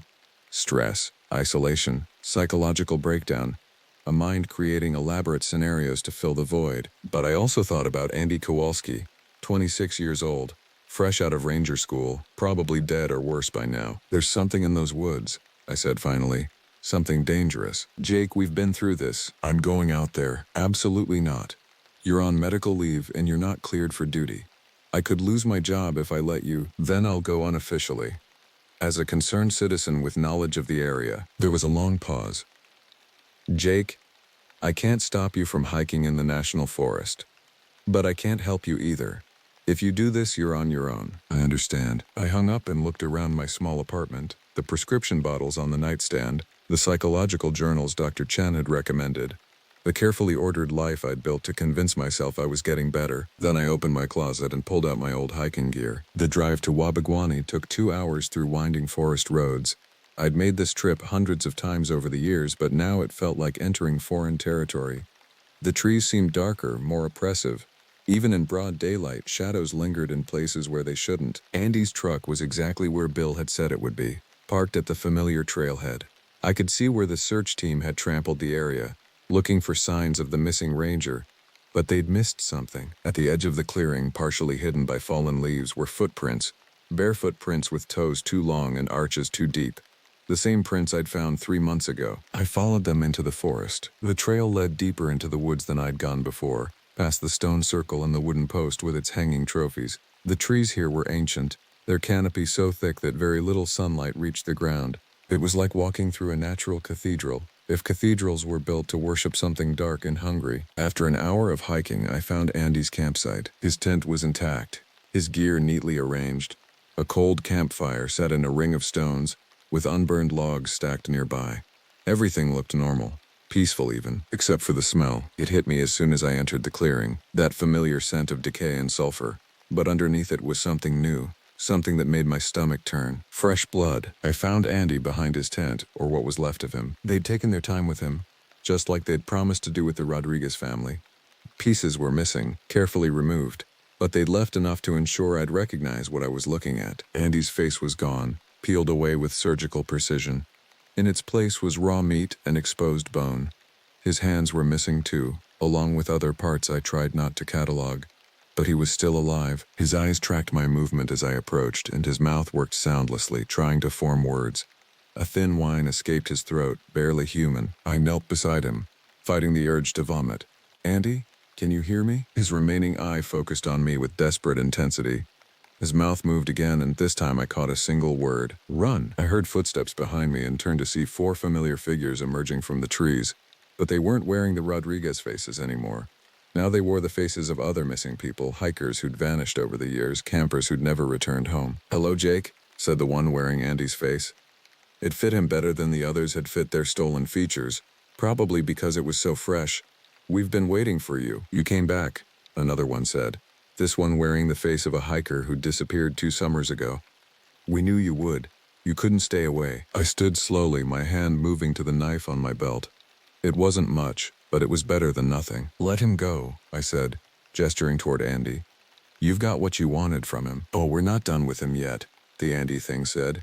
He's still got a few good screams left in him, but don't worry, we'll put him out of his misery eventually, just like we'll put you out of yours. They began to circle me, just like they had 3 months ago. But this time I wasn't running. This time I was ready. I pulled out the knife and cut a deep gash across my palm, letting blood drip onto the ground. The creatures hissed and backed away slightly. Iron and fire, I said, remembering what they'd told me. The old ways to kill the old things. The blade of my knife was steel, not iron. But it was the closest I could manage. And I had something else. A cigarette lighter filled with fluid, ready to turn into a makeshift torch. "You can't fight us, Jake," the Andy thing said. "You tried before. Iron didn't work. Fire didn't work.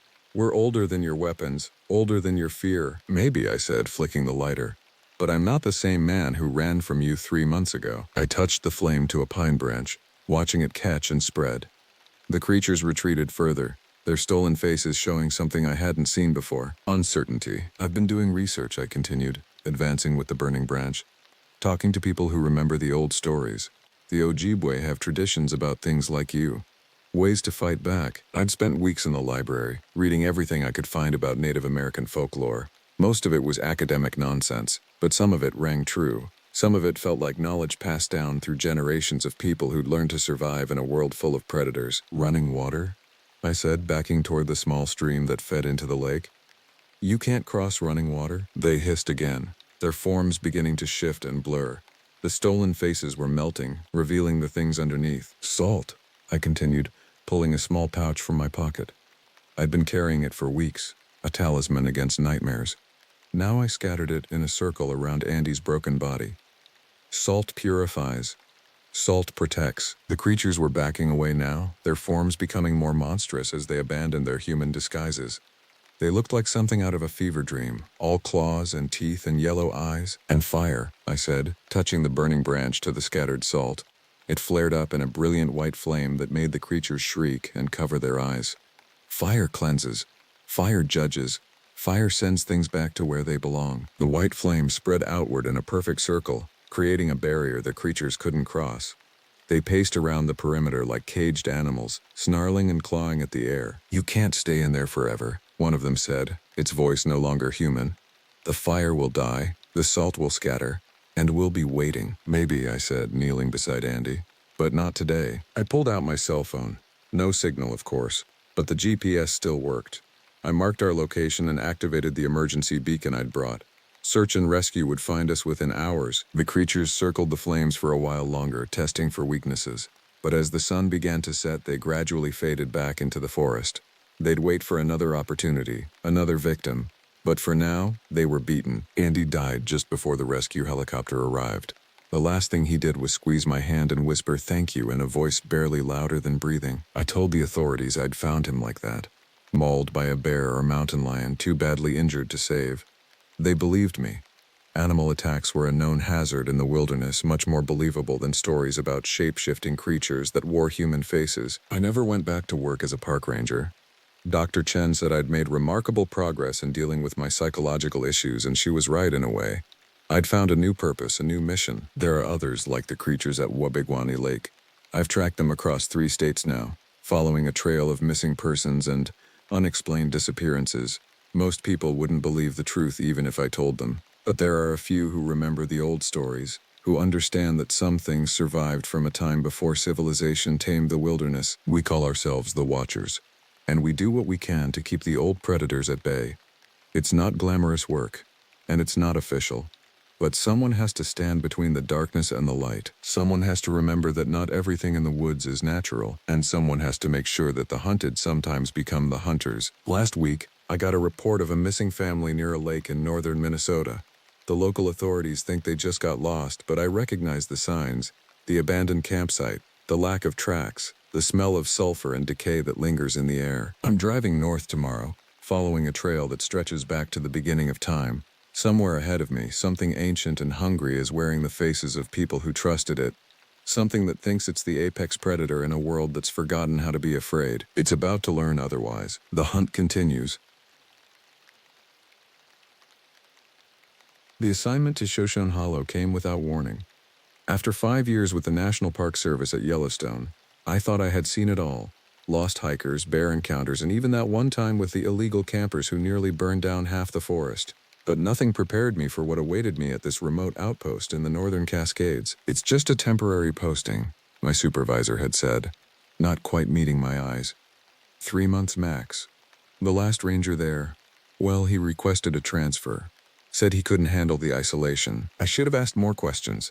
Should have wondered why 3 previous rangers had all requested transfers within 6 months. But the promotion came with a pay bump, And after my divorce, I needed the money and the space to clear my head. The drive took nearly 9 hours, the last 2 on a barely maintained Forest Service road that threatened to rattle my old Jeep to pieces. When I finally arrived at the ranger station, a weathered log cabin perched on a bluff overlooking a mist-shrouded lake, the sun was already dipping behind the jagged mountain peaks. The cabin itself was surprisingly well equipped. Solar panels, satellite phone, emergency radio, and enough supplies to last through the winter if necessary. Previous rangers had left their mark, initials carved into the wooden table, notes scribbled in logbooks, and one disturbing message scratched into the inside of a cabinet door. IT watches from the tree line. I dismissed it as a prank, though something about those words made my skin prickle. My first week passed uneventfully. I familiarized myself with the trails, checked fishing permits at the lake, and enjoyed the solitude. The work was straightforward: maintain trails, assist the occasional hiker, monitor wildlife activity, and report back to headquarters weekly. On my 8th night, the first incident occurred. I was sitting on the cabin's porch, nursing a cup of coffee and watching the stars. The night was still, the kind of profound silence you only find in places truly untouched by civilization. Then I heard it, a sound that didn't belong. Footsteps. Heavy, deliberate, something large moving through the underbrush about 50 yards from the cabin. I reached for my flashlight and swept the beam across the tree line. Nothing, but the footsteps continued circling the clearing. Whatever it was keeping just beyond the reach of my light. "Hello?" I called out, my voice sounding small against the vastness of the wilderness.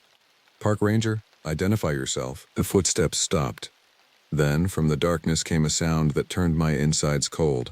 A low, guttural vocalization that was neither human nor any animal I recognized. It started as a deep rumble, rising to something between a moan and a howl before tapering off into a series of huffing breaths. I retreated inside, locking the door behind me.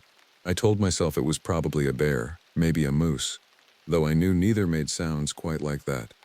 I slept with my service pistol on the nightstand. The next morning I found the tracks. 18 inches long, humanoid but not human, pressed deep into the soft earth around the cabin. They circled the entire clearing, stopping at each window as if whatever made them had been looking inside. I took photos, made plaster casts, and reported the incident to headquarters. Their response was frustratingly vague. "Probably just a bear," the dispatcher said, though I could hear the hesitation in her voice. "We get unusual reports from that area sometimes. Nothing to worry about." But there was something to worry about. Because over the next few days the encounters escalated. Items began disappearing from outside the cabin. First a hatchet I'd left by the woodpile, then one of my hiking boots from the porch. On the 3rd night I woke to the sound of heavy breathing just outside my bedroom window. When I gathered the courage to look, I saw only darkness, but the next morning found claw marks gouged into the wooden window frame. One of tassersum kekade 10, die ene dasse kekade, slided dasse kekade. There's niet my me unseen, and least to me, disti emer grota the end said about the ekes and I said that I started keeping a journal, documenting every incident. I knew what the evidence suggested, but the rational part of my mind rejected it. Bigfoot, Sasquatch, whatever name you preferred. It was the stuff of campfire stories and cable TV shows, not something a professional park ranger could report without risking their career. Yet the signs were undeniable. Something large, bipedal, and intelligent was stalking my cabin. Then came the night that changed everything. I was awakened by a tremendous crash as something struck the cabin wall with enough force to shake the entire structure. I grabbed my pistol and flashlight, heart pounding as more impacts followed.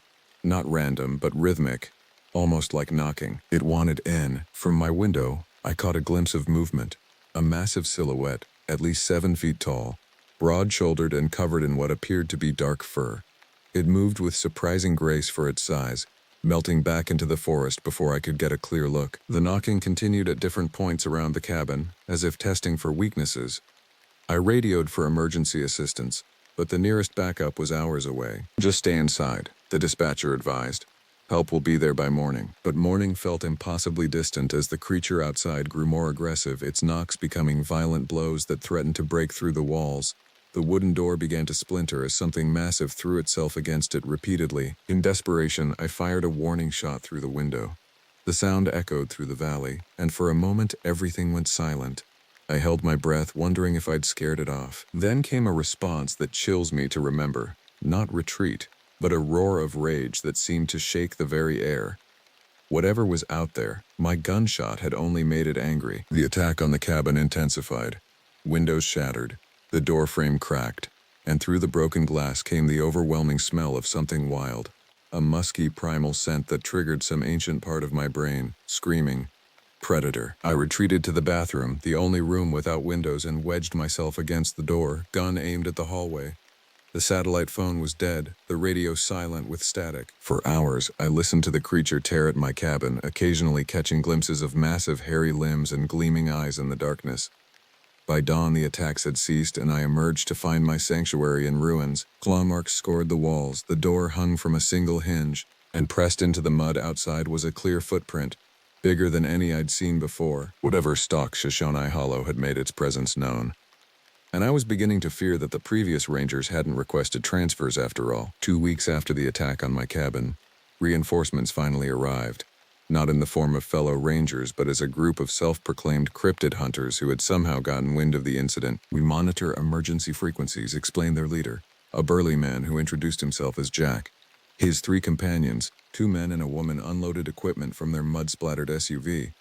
When we heard the call about a large aggressive animal at Shoshone Hollow, well, this area has a history. I should have sent them away. Civilians weren't authorized to conduct investigations on parkland, especially not armed with the rifles I glimpsed in their vehicle. But after 2 weeks of escalating encounters, found carcasses of deer strung up in trees, more tracks, and nightly vocalizations that kept me from sleeping, I was desperate for allies, even unconventional ones. "What history?" I asked, leading them inside my partially repaired cabin. The woman, Meredith, pulled out a tablet and showed me newspaper clippings dating back to the 1890s. Prospector claims encounter with wild man of the woods. Forest devil terrorizes logging camp. 3 hunters missing after reports of massive creature. Shoshone Hollow has more reported Sasquatch activity than almost anywhere in the Pacific Northwest, she explained.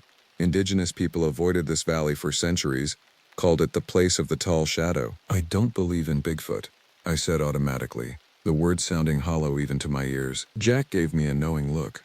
Neither did I, until one killed my brother in Olympic National Forest in '97. Official report says bear attack, but I saw the body. No bear walks on 2 legs and has opposable thumbs. Over the next few days, the hunters set up their equipment around my cabin. Motion-activated cameras, audio recorders, and what they called bait stations with food left to attract the creature. I allowed it, against regulations, telling myself I was just humoring them while they helped repair my cabin. But as we worked, they shared stories from other expeditions, describing encounters with precision and detail that raised the hair on my neck, because they matched exactly what I'd experienced. "They're territorial," Jack explained one evening as we sat around the fire pit, the others checking equipment nearby. "Usually avoid humans, but occasionally one decides to claim an area. When that happens, they systematically drive out any human presence." "How?" I asked, thinking of the previous rangers who had left. "Escalating intimidation. First watching, then vocalizations, property damage. If that doesn't work," he stared into the fire, "they're not mindless animals. They're intelligent, patient, and absolutely ruthless about protecting their territory." That night, something triggered every motion detector simultaneously. The cameras captured only blurry glimpses, a massive shape moving with impossible speed between the trees. But the audio recorders picked up something that made even Jack pale. A series of calls that seemed to be answering each other from different directions. "There's more than one," Meredith whispered, her earlier scientific confidence shaken. "They're coordinating." The next day, one of their team, Ben, disappeared while checking a remote camera trap. We organized a search party, following his GPS tracker to a signal in a ravine 2 miles from the cabin. We found his backpack radio and the crushed remains of his camera. A trail of disturbed earth led deeper into the forest, as if something heavy had been dragged away. "We need to call in the authorities," I insisted, already reaching for my radio. "And tell them what?" Jack snapped. "That Bigfoot took Ben? They'll waste days looking in the wrong places. We find him ourselves." Against my better judgment, I agreed to 1 more day of searching before calling in emergency services. We followed the drag marks for miles, deeper into uncharted parts of the forest where the trees grew so dense they blocked out the sun. The trail led to the mouth of a cave hidden behind a waterfall, the kind of place that wouldn't appear on any Forest Service map. "He's in there," Jack said with grim certainty, checking his rifle. "We can't just go in guns blazing," I argued. "If Ben is alive, if these things took him in there," Jack cut me off, "he's already dead. They don't take prisoners. I insisted we approach cautiously. The cave entrance was narrow, forcing us to enter single file. The smell hit us immediately, a powerful musk mixed with the unmistakable stench of decay. Our flashlight beams revealed a tunnel that descended deeper into the earth, the walls marked with strange symbols that looked disturbingly like language. We found Ben's remains in a chamber about 50 yards in, what was left of them. The body had been torn apart, not randomly but with purpose. Certain organs had been removed, long bones had been extracted.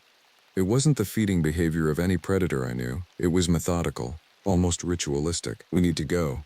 Now, I whispered, the beam of my flashlight revealing more horrifying details the longer we stayed. Scattered around the chamber were other remains in various states of decomposition, some animal, some unmistakably human. The walls of the cave were lined with tools, crude but effective implements made from bone, stone, and scavenged metal. Some I recognized as items that had gone missing from my cabin. We turned to leave, but stopped cold at a sound from the tunnel behind us. Heavy footsteps, approaching fast. Too many sets to count. The creatures had circled behind us, cutting off our exit. There's another way out, Meredith whispered, pointing to a narrow fissure at the back of the chamber. Air's flowing through it. We squeezed through just as the first of the creatures entered the chamber, massive, fur-covered forms moving with a terrible purpose. I caught only glimpses, enormous hands with opposable thumbs, powerful sloping shoulders, and faces that seemed caught between human and ape, yet somehow neither. The fissure led to a series of tunnels that honeycombed the mountain. We ran blindly, pursued by guttural calls that echoed all around us. Jack took the rear, and when the creatures drew too close, he turned and fired. The gunshots were deafening in the confined space, followed by a roar of pain that sounded disturbingly human. "You hit one," Meredith cried. "Won't stop them," Jack panted. "Just make them angrier." He was right. The pursuit intensified, the creatures using their knowledge of the tunnels to herd us deeper into the mountain. I realized with growing horror that they weren't just chasing us, they were driving us somewhere. The tunnels eventually opened into an enormous cavern so vast our lights couldn't reach the ceiling. The floor was littered with bones, thousands of them, from animals and humans alike. Some were ancient, others disturbingly fresh. "It's a killing floor," Jack whispered. "They've been using this place for centuries." From the darkness at the far end of the cavern came movement. Not just one creature, but dozens. An entire clan emerging from alcoves and side passages. They moved with deliberate purpose, not rushing now that they had us cornered. "The legends were wrong," Meredith said, her voice shaking. "They're not solitary creatures. They're social, organized." In the lead was the largest of them all, nearly 9 feet tall, its body covered in dark fur except for its face, which bore ritual scarring in patterns that matched the symbols on the cave walls. Around its neck hung a grotesque trophy necklace of human teeth and fingers. It approached us with terrible intelligence in its eyes, carrying what at first looked like a club, but which I realized with horror was a crude axe made from a Park Service tool lashed to a femur bone. Unmistakably human. We backed away until we hit the wall of the cavern. No escape. The creatures began to close in, moving with deliberate slowness, savoring our terror. Jack raised his rifle, but before he could fire, Meredith grabbed his arm. "Wait," she said, her eyes fixed on something behind the creatures. "Look." In an alcove at the back of the cavern was a collection of items carefully arranged on a stone shelf. Pieces of uniform, badges, equipment. I recognized a name tag from one of the previous rangers. "They keep trophies," Jack whispered. But it was more than that. Among the items were technological objects. Flashlights, cameras, radios, all arranged with care, as if on display. These weren't mindless beasts. They were studying us, learning from each kill. The leader stopped about 10 feet away, its massive head tilting as it studied us with disturbing intelligence. Then it did something none of us expected. It spoke, not in any human language, but in a series of complex vocalizations that the others clearly understood. They began to spread out, cutting off any possible route of escape. That's when I noticed the bones around us weren't randomly scattered. They formed a pattern, a spiral leading to the center of the cavern, where a deep pit exhaled fetid air from the bowels of the earth. They're not just killing intruders, I realized with sudden clarity. They're sacrificing them. The implications were too horrifying to contemplate. These creatures hadn't just claimed territory. They were defending something ancient, something hungry. The leader gestured toward the pit, its intentions unmistakable. "One of us would be first." Dawn was breaking by the time I reached the ranger station, my clothes torn, body bruised and mind fractured by what I'd witnessed in the cavern. I was alone. Jack, Meredith, and their remaining teammate were gone. sacrificed to whatever ancient horror lurked beneath Shoshone Hollow. My escape had been luck, not skill. When the creatures had seized Jack, his screams still echo in my nightmares, I'd used the distraction to slip into a narrow side tunnel. For hours I crawled through crushing darkness, eventually finding my way to the surface miles from where we'd entered. I collapsed at my radio, calling in every available ranger, police officer, and emergency responder in the region. They arrived by midday, grim-faced men and women who looked at my wild eyes and torn clothing with skepticism that quickly turned to concern. "There's a hostile group in the mountains," I explained, carefully avoiding terms like Bigfoot or Sasquatch that would immediately destroy my credibility. "They've killed at least 4 people. We need search teams, weapons, backup." The search was organized with military precision. 36 personnel, split into 6 teams, each with tracking dogs and rifles. I led the main group back toward the waterfall cave, trying to ignore how the dogs whined and pulled against their leashes, refusing to follow the trail. "Animals don't like this area," explained the canine officer. "Something about the smell. We found the cave entrance easily enough, but inside was nothing." The tunnel we'd followed had collapsed in a recent rock slide, or been deliberately sealed. Ground-penetrating radar revealed a network of caverns extending for miles beneath the mountain, but no safe way to access them. "Maybe that's for the best," muttered one of the search team leaders, a veteran ranger who'd been suspiciously quiet during the briefing. Later, pulling me aside, he confessed, "I was stationed near here in the 90s. We lost people then too. Management covered it up, called them accidents or desertions." "You know what's out there?" I said. It wasn't a question. "No one who reports what you saw keeps their job," he replied simply. "The official report will say your friends were killed by a bear. There are bodies down there," I insisted. "Decades of them, and they'll stay there. Some things the public isn't ready to know." That night, while the search teams camped around my cabin, I heard it again. That rhythmic vocalization carrying through the darkness. The others claimed not to hear it, but I saw the fear in their eyes, the way they huddled closer to the fire. By morning, the official story was taking shape. A tragic attack by a rogue bear. The cave was too dangerous to explore further. Case closed. But I knew better, and so did whatever watched us from the tree line, patient and calculating. After the search teams departed, leaving me with a replacement ranger who eyed me with equal parts pity and suspicion, I made a decision. I broke into the ranger station's secure records, accessing files labeled Ecological Anomalies Classified. What I found confirmed my worst fears. Since the area was first designated federal land in 1892, over 60 people had disappeared within a 10-mile radius of my cabin. The reports showed a pattern. Periods of intense activity followed by decades of quiet, as if the creatures retreated after collecting enough sacrifices. The government knew. They'd always known. But acknowledgement would mean evacuation, investigation, media attention, and the end of whatever arrangement had allowed human and other to coexist in uneasy detente for over a century. My replacement found me in the records room, surrounded by the evidence of a massive cover-up. "You shouldn't be seeing those," he said quietly. "People deserve to know what's out there," I replied. "Do they? Think about it. Proof of an intelligent, non-human species living among us. The panic, the hunting parties, the military response." He shook his head. "Both sides would suffer." "Both sides? They're killing people?" "Only when threatened. Only when their territory is invaded. This is their home. We're the intruders." I stared at him, realization dawning. "You're not here to replace me. You're here to silence me." His hand moved to his sidearm. "I'm authorized to offer you a choice. Sign the non-disclosure agreements, accept reassignment to a desk job far from here, and live out your life in comfortable anonymity, or..." The threat hung in the air between us. "How many rangers have made this choice?" I asked. "Enough. Most take the reassignment, and those who don't?" His eyes flicked toward the forest. "There are worse ways to disappear than a government pension." I signed the papers. What choice did I have? The alternative was to join the bones beneath the mountain, another sacrifice to creatures that had walked this continent long before humans arrived, and would likely remain long after we departed. They gave me a desk job in Washington, D.C., processing permits and filing reports. Sometimes when I work late, I imagine I hear those rhythmic calls outside my window. Just my imagination, of course. The creatures don't leave their territory, or so we tell ourselves. But I've been tracking the patterns. Unexplained disappearances in national parks. Hikers gone missing. Rangers requesting transfers. The territories are expanding, and no one is connecting the dots because no one wants to see the pattern. No one wants to admit what lurks in the deep forests of America.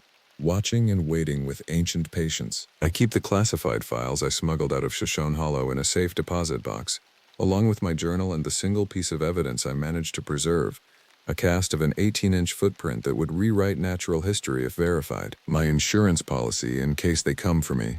In case the nightmares become too much and I decide the public deserves the truth, whatever the consequences. Because the creatures of Shoshone Hollow aren't myth or legend. They're real. They're intelligent. And they're hungry. Sometimes I wonder what hungers beneath that mountain. What ancient pact was made between government agencies and the creatures of the deep forest. What price we pay for our illusion of dominion over the wilderness. But mostly, I wonder how long before they tire of their designated territory. How long before they expand beyond the boundaries of parks and forests, into the world of concrete and steel that we mistakenly believe keeps us safe. I hear they've been sighted on the outskirts of small towns now, testing our defenses, learning our weaknesses, waiting for the right moment to reclaim what was always theirs.